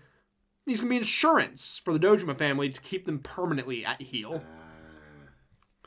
Besides, which would be more fitting, a quick death or letting him spend the remainder of his days in the hole that Majima escaped from? Oh, okay. Quite a quick death. I mean, it doesn't seem like, Lao Gui didn't keep him in a hole and torture him for years. It doesn't seem, even if you were a sort of eye for an eye person, it doesn't seem, reflective of the crimes that he did. All Lao Gui has done is hits poorly. Yeah. That he has no emotional investment in. It doesn't seem... Stick Dojima. If I was him, I'd go, no, I'll go for the quick kill. Yeah, just kill me, please. Yeah. But I get the for a political reason, that makes a lot of sense. It's quite cool. They're gonna... Sarah, badass. Yeah. He congratulates Majima on having saved Makoto, but Majima glares back at him. Sarah just used him for his dirty work, just like Shimano. He storms away, but Sarah stops him. He has a message for Shimano. He flips his gun, handing it to Majima. Take responsibility for betraying the Tojo clan. Okay. Majima heads over to the Shimano office, finding Sagawa alone outside Shimano's room, guarding it. Because inside, Shimano is having a meeting with the head of Omi HQ. Ooh. They're hammering out the details of the Omi's big Tokyo debut. Majima glares back, saying that the Nikyo have the lot now. No room left for the Omi to weasel in. Sagawa kind of looks like he expected this to happen. He kind of just dejectedly looks upward and he's like, oh. It's like a simple defeat. Like he knew this was coming. And he knows what's coming after this. He looks at the gun in Majima's hand. Guess when you cap Shimano, that all wraps up neat and tidy then. Hey, we had some fun, eh? All things considered. No.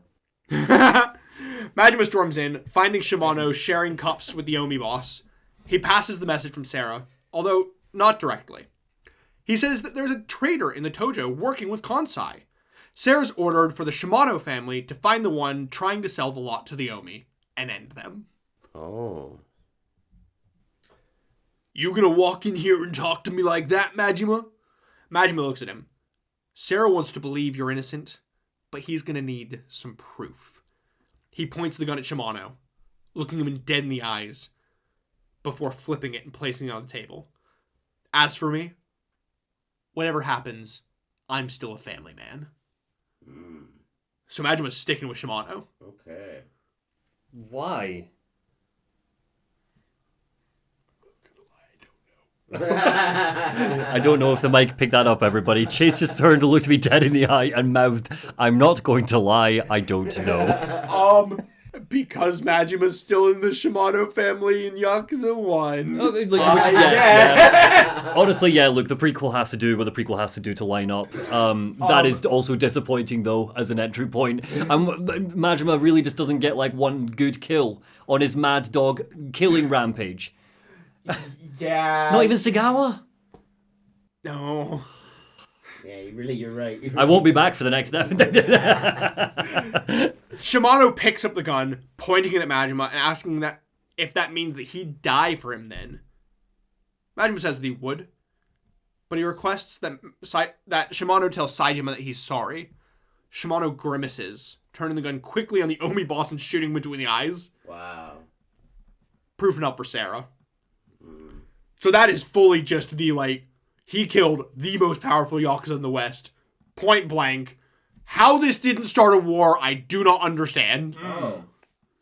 Because I will tell you straight up, there's not a war between the Omi and the Tojo between Yakuza 0 and 1. And he just killed the chairman of the Omi. Yeah. I'm baffled by how that... I guess maybe they don't know who killed it, but I feel like you'd assume it. Oh, yeah, he went over... There are a couple things that happen in the final moments here that feel very... They needed to happen this way to wrap up the story in a way that lets it go into Yakuza 1. And some of them are a bit weird. I still love the ending of Yakuza 0, but some of them feel a bit weird. Kazuma and the Nikio's time won't last long, he tells Majima, putting a hand on his shoulder. 10 years from now, it will be the Shimano family calling all the shots. As long as I got a weapon like Goro Majima on my side. For some reason.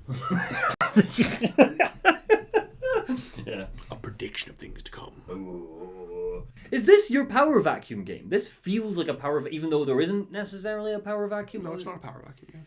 Right. Okay. Yeah, because power vacuum-ish. No, I was like thinking Kazuma Kazma's there? in jail, so this Yeah. is your. I know that you've got a power vacuum game somewhere in here. I will tell you, for a bit of like kind of future foreshadowing, by the time we did Yakuza 1, the Shimano family is the most powerful family in the Tojo. Okay. More powerful than Sarah. So Sarah is the most... Sarah is there, but he is not the most powerful family. Wow. The Nikio have never been like a massively powerful the family because they work kind of black ops. The in it. Nikkei are kind of like the elite Yeah. hit squad almost, weren't they? Yeah, the Nikio themselves don't have a lot of political sway. But Sarah now owns the lot, which means that Sarah presumably is leading the redevelopment project? Essentially, yeah. Yeah, okay. Yeah. So a month has passed, and the officers are meeting at HQ. We learned from Nihara that Kuze and Shibusawa were pinched by the cops.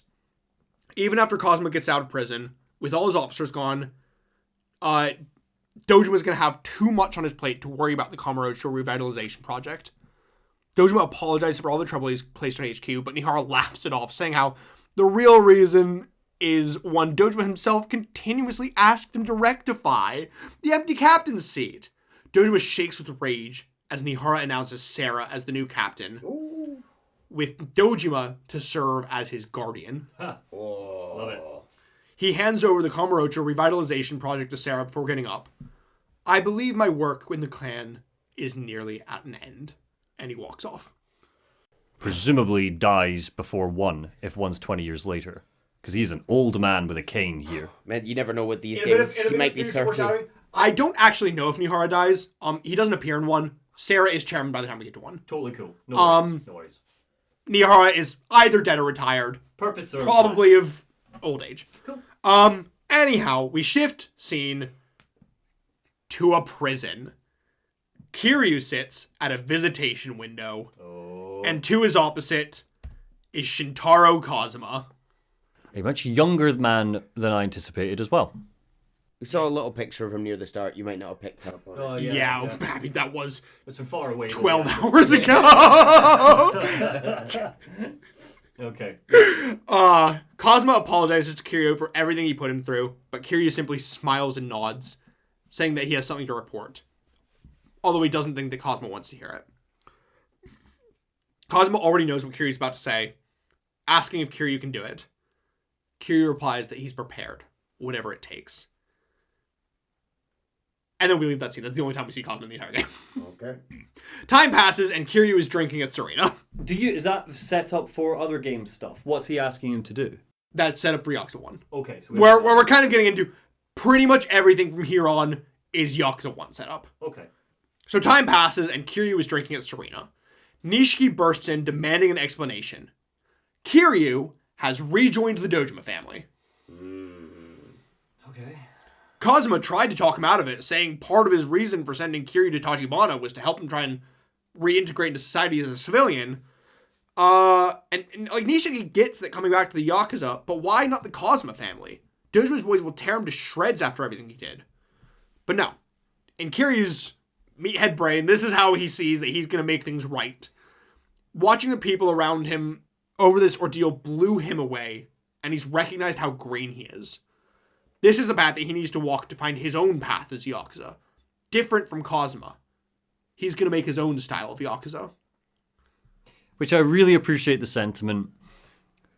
But effectively what's happened here is Kazuma's gone, Kiryu, can you do a thing for me? And Kiryu's gone, absolutely, Dad. I will start by rejoining the Dojima family. No. So Kazuma didn't ask him to do anything. Kiryu was like, I'm going to do a thing. And he's like, can you do that thing? Oh, I see. He was basically like, are you going to be able to do that? Sorry, okay. Like, do you have the mental... Because he basically went, he's like, I'm going to join the Dojima. He's like, can you do that? So presumably Kiryu wants to take over the Dojima family. That's his goal now. He gets up. Kiryu gets up, grabbing a gray suit jacket off the counter and putting it over a red dress His shirt. iconic look. Even I know To that. him, asking what happened to the usual suit. The new one spoke to Kiryu. This is Kiryu's iconic Yakuza look. Gotcha, my bad. Okay. So not the pinstripe. Cool. This red popped collar shirt with the white suit. This is iconic Kazuma Kiryu. A look that will stay in fashion in the next 20 years. Oh. No, you're going to grow to love this. I think it's a beautiful look. Yeah, really cool. But the new look spoke to Kiryu. Majima and Kiryu have not met yet. Oh, I was just about to say that. Nishiki cringes, saying how the old white one was way cooler. And that one's style is already way out of date. Oh, well, there you go. Well, all right, well, he does things his own way. And also, it so isn't him. Kiryu chuckles, saying, maybe it isn't. But from now on, I'm going to decide what me is. I really love that. Like, that is brilliant. Especially connecting to when he got the suit earlier and he was being criticized for his old suit and stuff. And I like this as a growth. I mean, kind of. It's also the kind of line you just get at the end of a kid's movie, isn't it? From now, I'm going to decide what me is. To be fair, that very much is Kiryu's like kind of guiding philosophy as what a Yakuza is. Like, he spends the rest of the series trying to decide what his brand of Yakuza is. I think also you're totally right, Neil, but I think this is me realizing what I am enjoying about Yakuza and what I am not enjoying about Yakuza, which is anytime it is the kid moral shit and it's clothes and it's silly stuff and it's men taking off their shirts and fighting, really cool. Anytime it is convoluted conspiracies and introducing characters in the 11th hour and I'm losing the plot about names, it's lost me. But anytime we're doing kid moral stuff like this, I'm so here for this growth. I think this is great, and I'm enjoying that a lot. Oh, Nishiki looks over him concerned, saying that for joining a Yakuza family, whatever, but fashion? Come on, man. Just should come to his bro. Like, what about a crisp black or something? But Kiryu says that these days, he's not feeling black or white. This is perfect for him. He chose it himself, part of his fresh start. Nishiki groans. Fine, wear it for the rest of your life. See if I care. Going all cool guy on me. Ha ha ha ha ha ha. Okay. Kiryu looks at him with a smile, saying that he's really racked up his debts to him. He'll pay him back, even if it takes him the rest of his life. He goes to leave, but no. Nishiki stops him. Why don't we get a start now? Grab a bite to eat. Kamurocho's finest steakhouse. Your treat, Kiryu. Kiryu looks very pained. He's like, I'm broke. I'm broke again. You're a billionaire, sir. What? How is he broke? Kiryu doesn't have any money. Yes, he does. No. Yeah, he does, though. No, he doesn't. Yeah, he does. Big gold statue of himself. That's the point. He spent it all. Nah, we sell the statue. The statue. Sell the statue. Sell the statue. Owns all the real estate. Oh, no. The real estate's gone. He bought the statue. What? He didn't. No. And then he bought this crisp suit. That was his last pennies. No, I hate this. He can't get... Don't introduce that mechanic in the prequel at all, then. Yeah. He can't afford... Oh, that's even funnier because he has a business in almost every game. He can't afford to take them for dinner. He doesn't own a restaurant in all of this that he bought. You don't buy any restaurants, then I take it. No, you do. He owns several. That's weird. Several. In fact, I'm fairly certain that he owns the most expensive steakhouse in Kamurocho. Even if he sold it, he's an ex-owner. I'm sure he could pull a couple of strings when he goes in. He didn't sell them. No, he's just a stingy bastard, and he's not letting on to his pal that he's minted. Yeah. That's what happens. They get like Sorry, mate, I'm broke. penny pinchers, man. Nishiki laughs, calling him an ass, and then grabs him by the shoulder, and the pair walks out the door, with Reina smiling them off. Oh, Sure, I'm glad yeah. he made it to the end, to be honest, because I totally Yeah, miscalled you guys were that. worried he was gonna die. I said he was, I said he was going to die. We thought it was a trick. Yeah, we've gone over through a roller coaster with Nietzsche. Yeah, really good. I don't even know why. Just he had a lot of death flags. he's the He was like, undead "Hey, I'm your bastard." childhood buddy. Yeah. You know, like, oh, we're gonna get through this, pal. I'm gonna show you how to be." One day, you and me are gonna take on the Yakuza Yeah, together. yeah, And absolutely. it's If anyone screams. was gonna anime die archetype. to give him revenge, it was gonna be him. Yeah. It's just how Majima's role in this game has screamed anime rival, and the two are yet to meet. I don't think they're going to now. Neither do I. And if Else- that's the case, Chase, this has been a waste of everyone's time. I've waited 3 episodes for these two characters to fucking meet. Elsewhere, Majima meets with Sagawa in an alley. Right, good. Sagawa. alley? No, it's No. not. It's a different alley. Seemed the point. Sagawa looks. It's actually the alley in front of what will later become Majima family office, Right. Fine. Sure. way down the road. But anyway, Sagawa looks in disgust. Spoilers. Spoilers that he gets a family, yeah. It happens within the first second of Yakuza 1. Oh, does it actually? Yes. So it's not a spoiler. It's 20 years from then. Sagawa looks at him with disgust. Really? That's the tackiest jacket I've ever seen. What happened to the classy guy that used to run the Grand? We pan to Majima, now wearing a slick pair of black trousers, golden snakeskin jacket with no shirt, showing the fringes of his shoulder tattoos, and his hair cut short with a nice undercut. It's a good look. He looks like a villain. That is a villain look. That's a villain outfit. Is Majima full villain now? Majima's a mad dog. He's got that dog in him. It's a really cool look. I know it's maybe a bit supposed to be it's a bit loud, but it's supposed to be loud. It is the iconic Majima look as well. Like, this is both now Kiryu and Majima are in their iconic outfits. Thank God they did it the same week. Really glad the game's taken all this time to introduce us to how they got their outfits. This is the how Han Solo got his dice thing, isn't it? Right. No, sincerely, really cool look. I'm not a fan of the haircut. I miss the ponytail. So, the thing is, I remember the first time that I saw this, because Yakuza 0 was the first game I played. I hated this look. I hated the hair. I'm like, you look like garbage. By this point, I hate Majima's Yakuza 0 look. I would take this every single day over Majima's Yakuza 0 look. I see that. But then, I've now played 9 games post with Majima in this look. Yeah. It's a cool look. It's also distinctly, the comparison here, what happened to the classy guy who used to run the Grand, yeah. Because it kind of feels like Majima has A, come into his own, but also B, kind of how the mighty have fallen a little bit. Like, I don't know, I think that Majima like sees it- psychologically I fallen. think Majima sees it quite the opposite way. Yeah, well, I know. I think that's what I feel like we're supposed to be a bit concerned about Majima's situation here.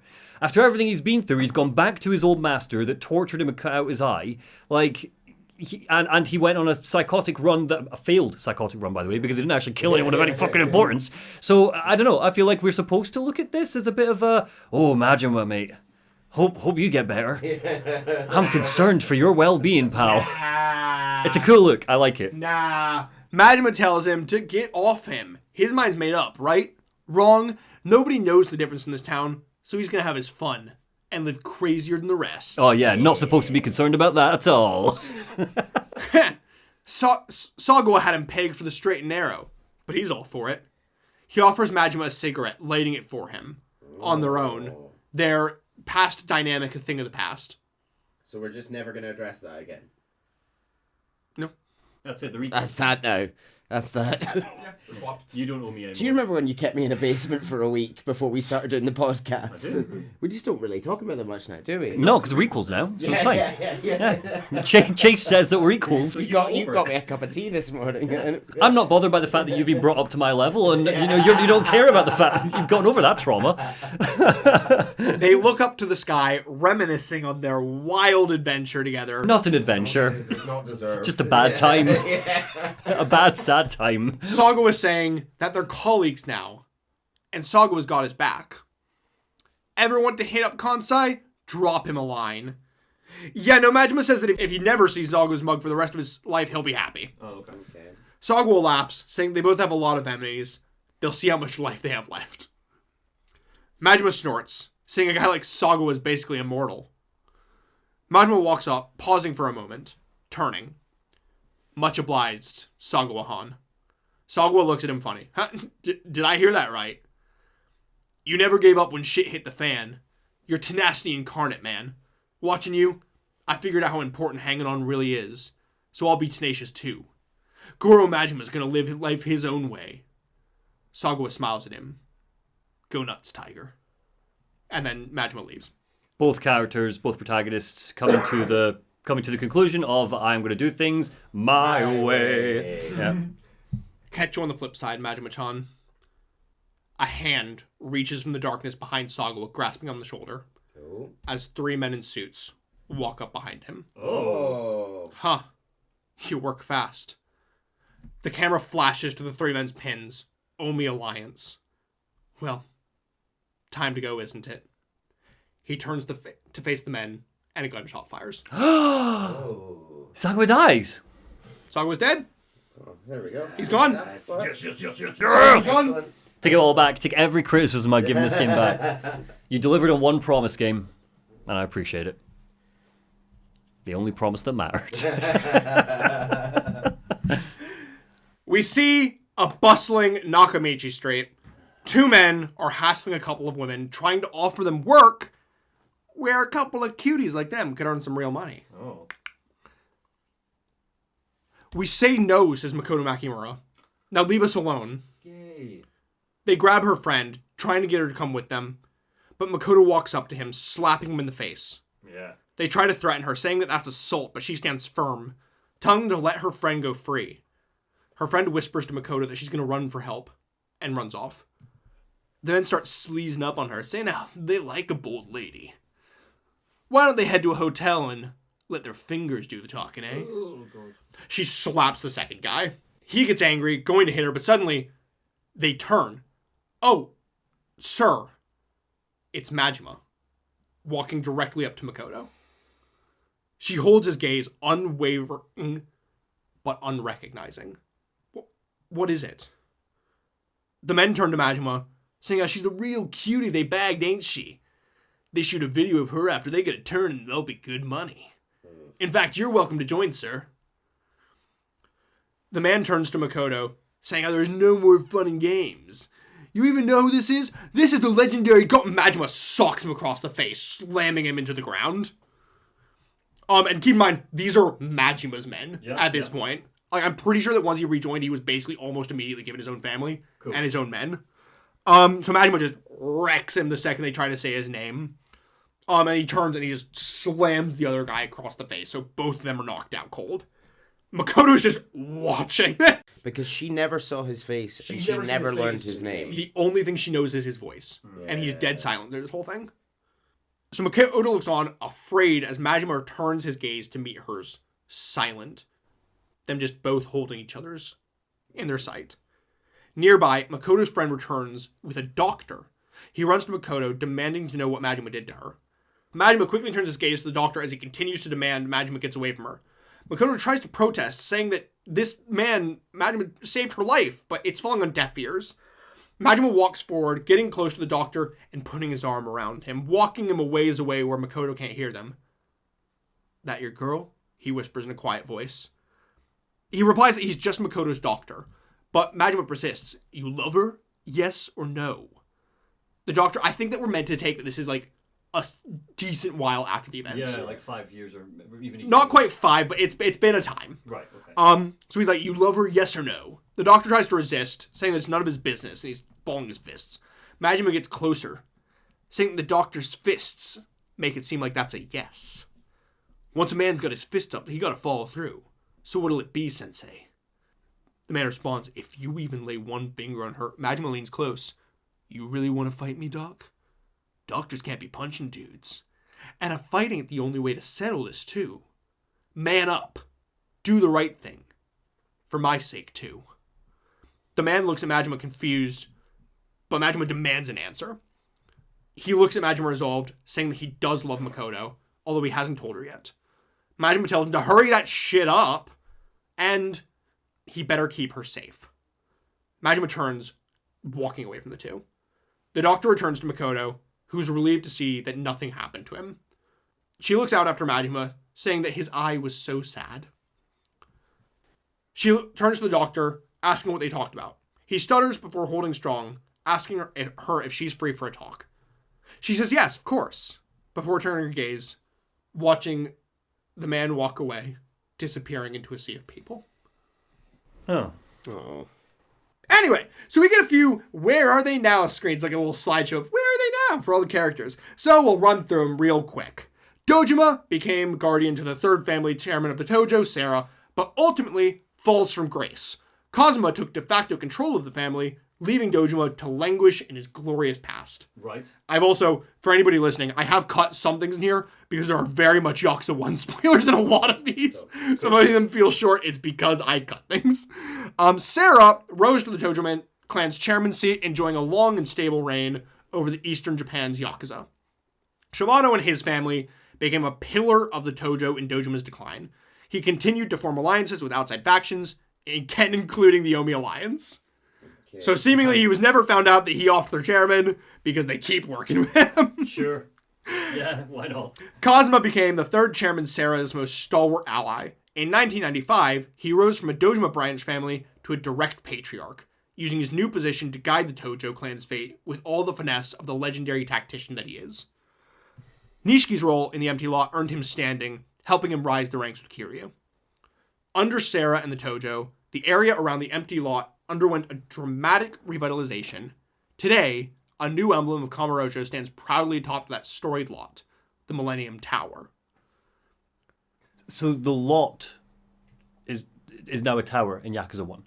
In Yakuza 1, the entire section where that was is now a massive tower, Oh, okay. which is there in every other Yakuza game. Cool. So Sarah, this was conducts like business out of there. Is that the idea? The Millennium Tower. Yeah, so this was like the origin story of the Millennium Tower. It wasn't the origin story of Kiryu and Majima, it was the origin story of a tower! Honestly, I believe it. Yeah, after sitting through it, I believe it. Yeah, continue. Goro Majima rejoins the Shimano family as its captain, where his ferocity earns him the title Mad Dog of Shimano. Feared and uncontrollable, his legends rival those of the Dragon of Dojima. Majima continues to play a wild card role in the events that shaped Yakuza. Wild card, baby! Very much his vibe. Kazuma Kiryu rises to Lieutenant Advisor of the Dojima family. Well, that's a new title, so not quite Okay. lieutenant. The lieutenants are technically called Lieutenant Advisors. For some reason, they shortened it to Lieutenant in Yakuza 0. It's Lieutenant Advisor in every other game. Perfect. He is on their level. Cool. He is known and feared as the Dragon of Dojima. Okay. Cool. We return to the empty lot. Cool. Makoto walks into it with a bouquet of flowers in her arms. She kneels, placing it on the ground, smiling. It's all over. Finally, huh? So now you can rest easy, brother. She reminisces on those who helped her, listing out their names, but pauses. There's one I never got to thank properly. We went through so much together, but I don't even know his name. And the one look I got at his face was so blurry. She bows her head in a silent prayer when suddenly, a song. She looks around trying to find the source before seeing a small upturned patch of soil. She digs into it, finding a small wrapped package, unwrapping it to reveal her wristwatch. Fully repaired and playing its nostalgic tune. That is stunning. Her, and I would note say, and mine Jesus, because I fucking cried when I was writing this scene. Eyes well up with tears as she holds it tight to her chest. Thank you. Oh, Chase. The song... Sorry, please go on. No, I was just going to comment on how I feel about their relationship. But you, No, the scene. you on.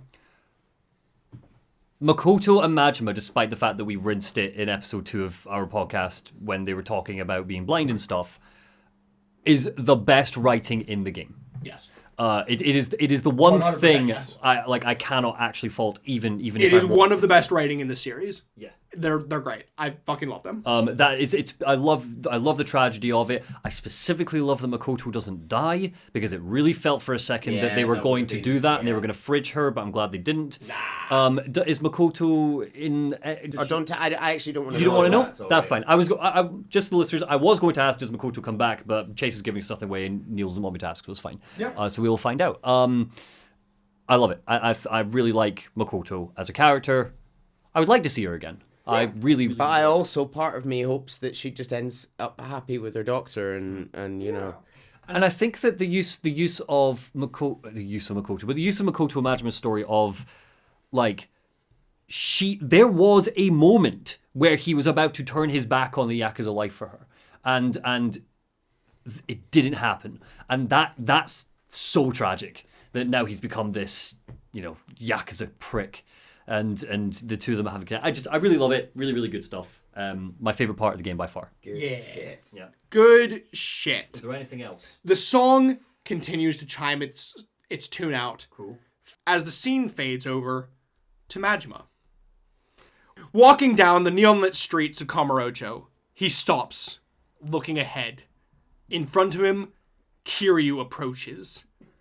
The two men stop, holding each other's gaze. The iconic Yakuza theme music kicks in. Underneath, the guitar's going hard. Yo. Kiryu-chan!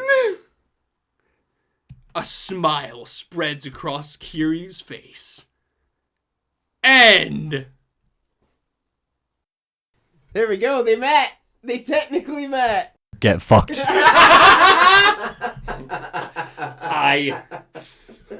Chase, I'm mad.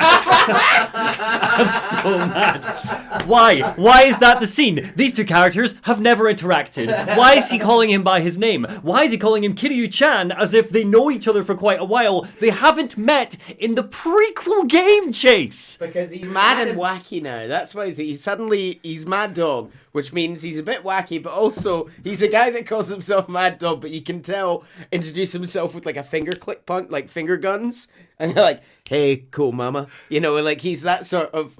I feel like you're joking, but you're kind of spot on. No, I've already got You're that. kind of spot on. I've already got that. He kind of sucks in his like attempt to be cool. Absolutely. I'm not taking this in stride though. That is bad. You're wrong. The fan base like that? They adore that. The fact that the game that you play as both protagonists. I have watched this scene about 500 times. I go feral over this specific scene. Why? It is the best scene of the game. They don't have a relationship. It's the best scene of the game. They don't have a relationship. They have one of the tightest relationships. But in the no, series. look, we No. They don't. By the time we see this scene, they have never See, met. I will say, this is kind of the issue. What a waste of a prequel. You're shit. No, you can't justify it. I'm done. 3 episodes, and I've never met this in my life. Okay, Monty's off. Come back. Thanks very much. We need to finish. Come back. Fine. Split. Oh, do whatever you want. this I'm is done. this is kind of the double-edged sword of doing this as a prequel instead of doing it as somebody who is playing it after the events of Yakuza 5 when it came out, because this immediately goes like, this scene isn't for people who this is their first time. This scene is there for fans of the series already. This isn't a scene for the new people. I would argue that doesn't matter. This is Yakuza. But this would have been a stepping on point for a lot of people. It would have been. Because it was like Oh yes, no, I'm They not saying you're designed wrong. this as a stepping on point, and it doesn't even matter. As a prequel game, the game which introduces us canonically to these two characters, they never meet. You tell me they have a relationship later, fine, introduce me to that relationship here.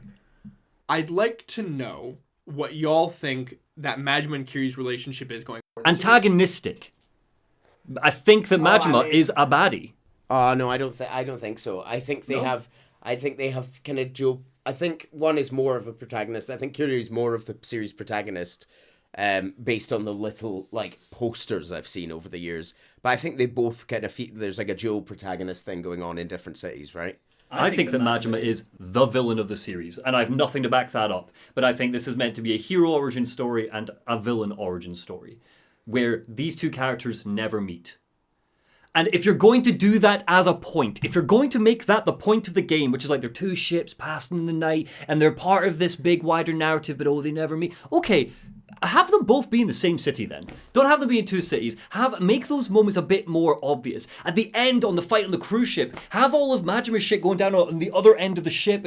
Like, have it be that way where it's like, because it's so much more entertaining to be like, oh, they almost did, but they didn't. I don't think that's entertaining. Why? Well, okay. In which case, why does the entire game set up a whole thing where a whole hour easily of this episode has been Majima going, I'm going to track down Kiryu. Where is Kiryu? Do you know where Kiryu is? No, you don't. Do you know where Kiryu is? No, you don't. What a waste of time, because that is nothing but blue balls in the player to make you think, can't wait for these two to meet, just for them to not meet until a post-credits scene which skips the establishment of that relationship. This is like if I played a game where Batman and Joker, right, and I play as both characters, they never meet, and then the post-credit scene is 20 years into that relationship, and Joker goes, Batman, good to see you again. This is Harley Quinn. Like, why bother with this tale? Why does this story exist, Chase? This has been an 8 out of 10 rant. I have really enjoyed this. How would you feel if I said that Kiryu and Majima don't have a relationship? Worse. In which case, worse. Also, right, this brings me on to this, right?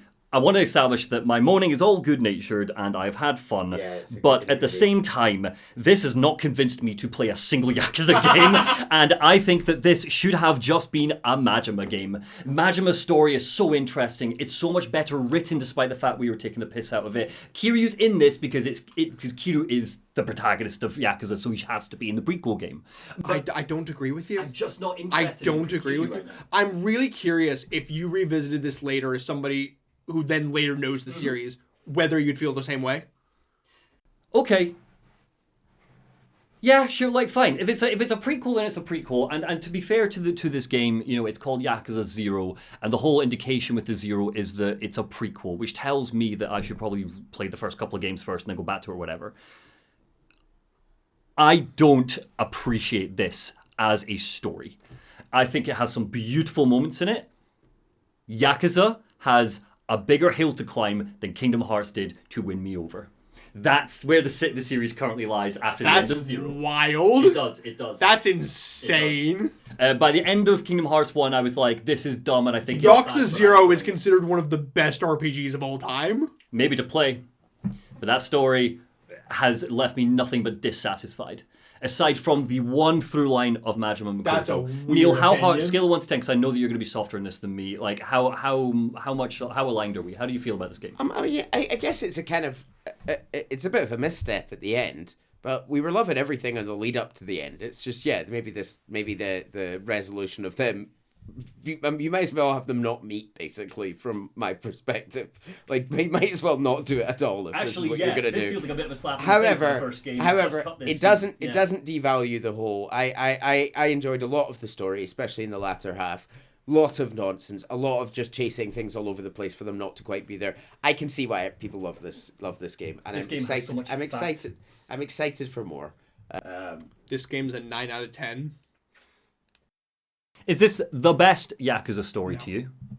This is the third best. Okay. Well, there's two more.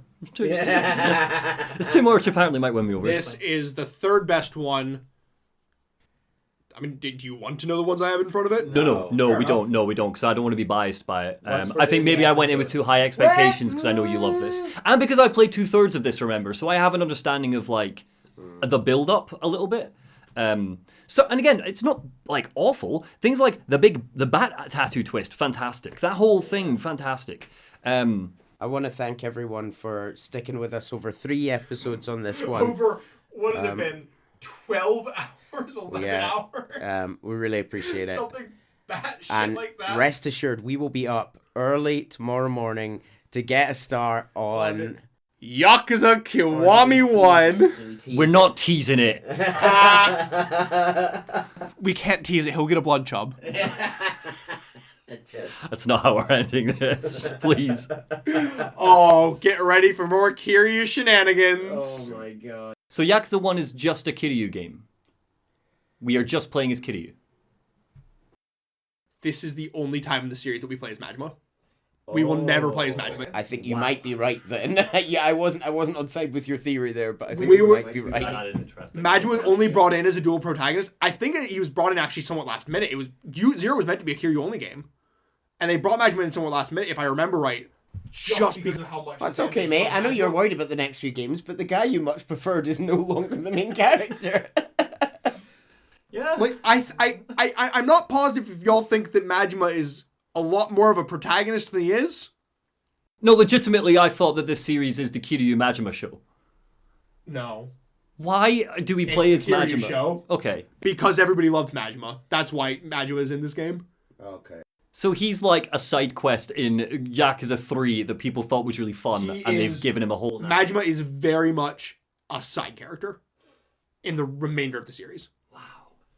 He is a beloved side character, Final but he is a question. side character. Final question from me. Because I thought it was like Sora and Riku levels. That's what I was expecting, yeah. And maybe it's because we were going in with the Kingdom Hearts thing, because that was the last time that you were in the chair, and we enjoyed that. Question then, before we say goodbye to this. My biggest, and I don't know if it's a criticism of the game, to be fair. I think it's more a me problem, much like a lot of my criticisms, to be fair. The thing I enjoyed least about this is how much fat is given over to what feels like unnecessary and convoluted conspiracy. Is every game in the series a big conspiracy game? Yeah? It's not just like, Kiryu's got to fight the big man! When you say and he's gonna do the thing. conspiracy, are you referring to the politicking? It's not even Because I get politicking. quite... I No, never- No, it's the, I was 5 steps ahead of you the whole time, and now I knew you were going to do the thing, and now I'm going to do this, because we joked about it just being... They're not. Did it first. It was Most good of them at first. aren't this bad about it. Right. They're all quite politicking, conspiracying. Yeah. Most of them are not as I'm 12D chessing you. Okay. You know me, I'm here for a bit of politicking and stuff, that's fun, but yeah, it just felt wrapped up in convolution at points. Now, to be fair, I think that might be because of the names, and because, when you're playing the game, presumably it's not the same because you have recognizable voices and looks and animations and all these many, many things. And so for a lore dump, it is more difficult. You did it very well. I don't think that this plot's very convoluted, and I'm really curious if you would still think that if you actually went through, Totally. like you said, hearing the voices, seeing the I was more lost at points with this than I was at any point in Kingdom I Hearts. think you really need to go back and listen to those episodes. No. Yeah, I know. But and I don't mean that in a way where it's like nothing makes sense. I just mean Still don't know. I just mean that because it is so dense as a text. Oh, I get It is easy to just get lost in like, who are you again? We haven't seen you. What's the captain, the cousin character that you said? Kashiwagi. Kashiwagi is introduced, does very little, pops up for like 3 scenes, and it feels like he is a much more important character than he ended up being. He has more importance in future games. So he's established for future stuff. Okay. Yeah. Maybe Th- it's just there brought down there by are a prequelism. lot of characters that have kind of just been established in passing in this game that get considerably more importance in future ones. I think that was my issue where it's like, are you important? And I'm paying attention, I'm drinking up your whole backstory, and then I'm like... I will say a lot of the future games either like the cast of new characters at least considerably smaller. Presumably each game is not really treated... This one obviously is a setup game in many ways. Presumably, Yakuza 1 is not a big, and this will be a teaser for the sequel that we make one day. Like, there's not much of that. This is a story to tell, and then there's a sequel, and then there's another story, Yes. and yeah, cool. And they don't tend to massively like there might be I think there's only one that actually sequel baits, if I can remember right. That's fine. I think there's only one that actually properly sequel baits. Every other one could potentially be the end of the series. Yeah, like, you know me, I don't mind like a little bit of sequel baiting or a little bit of a, what's that, towards the end or something, but like there's a lot of moments in this that feel like, presumably we capitalize on this later. I think the one that sequel baits, by the time that it had come out, the next one had already been confirmed. Okay. So at that point, I'm like, that's fine. That's whatever. Yes, anyway, it is late, like we cannot Yes. overestimate how long it's been, and we've only covered one game, so we're going to say goodnight so we can get to bed, and we'll be back recording soon, and... We love you all. Thank you, Can't everyone. wait for, Thank you, Chase. That shit. Thank you, Chase. Tomorrow. Yeah. Yeah. But it won't be tomorrow for you, listener. So we will see you in the next episode. Bye-bye. Bye. Bye.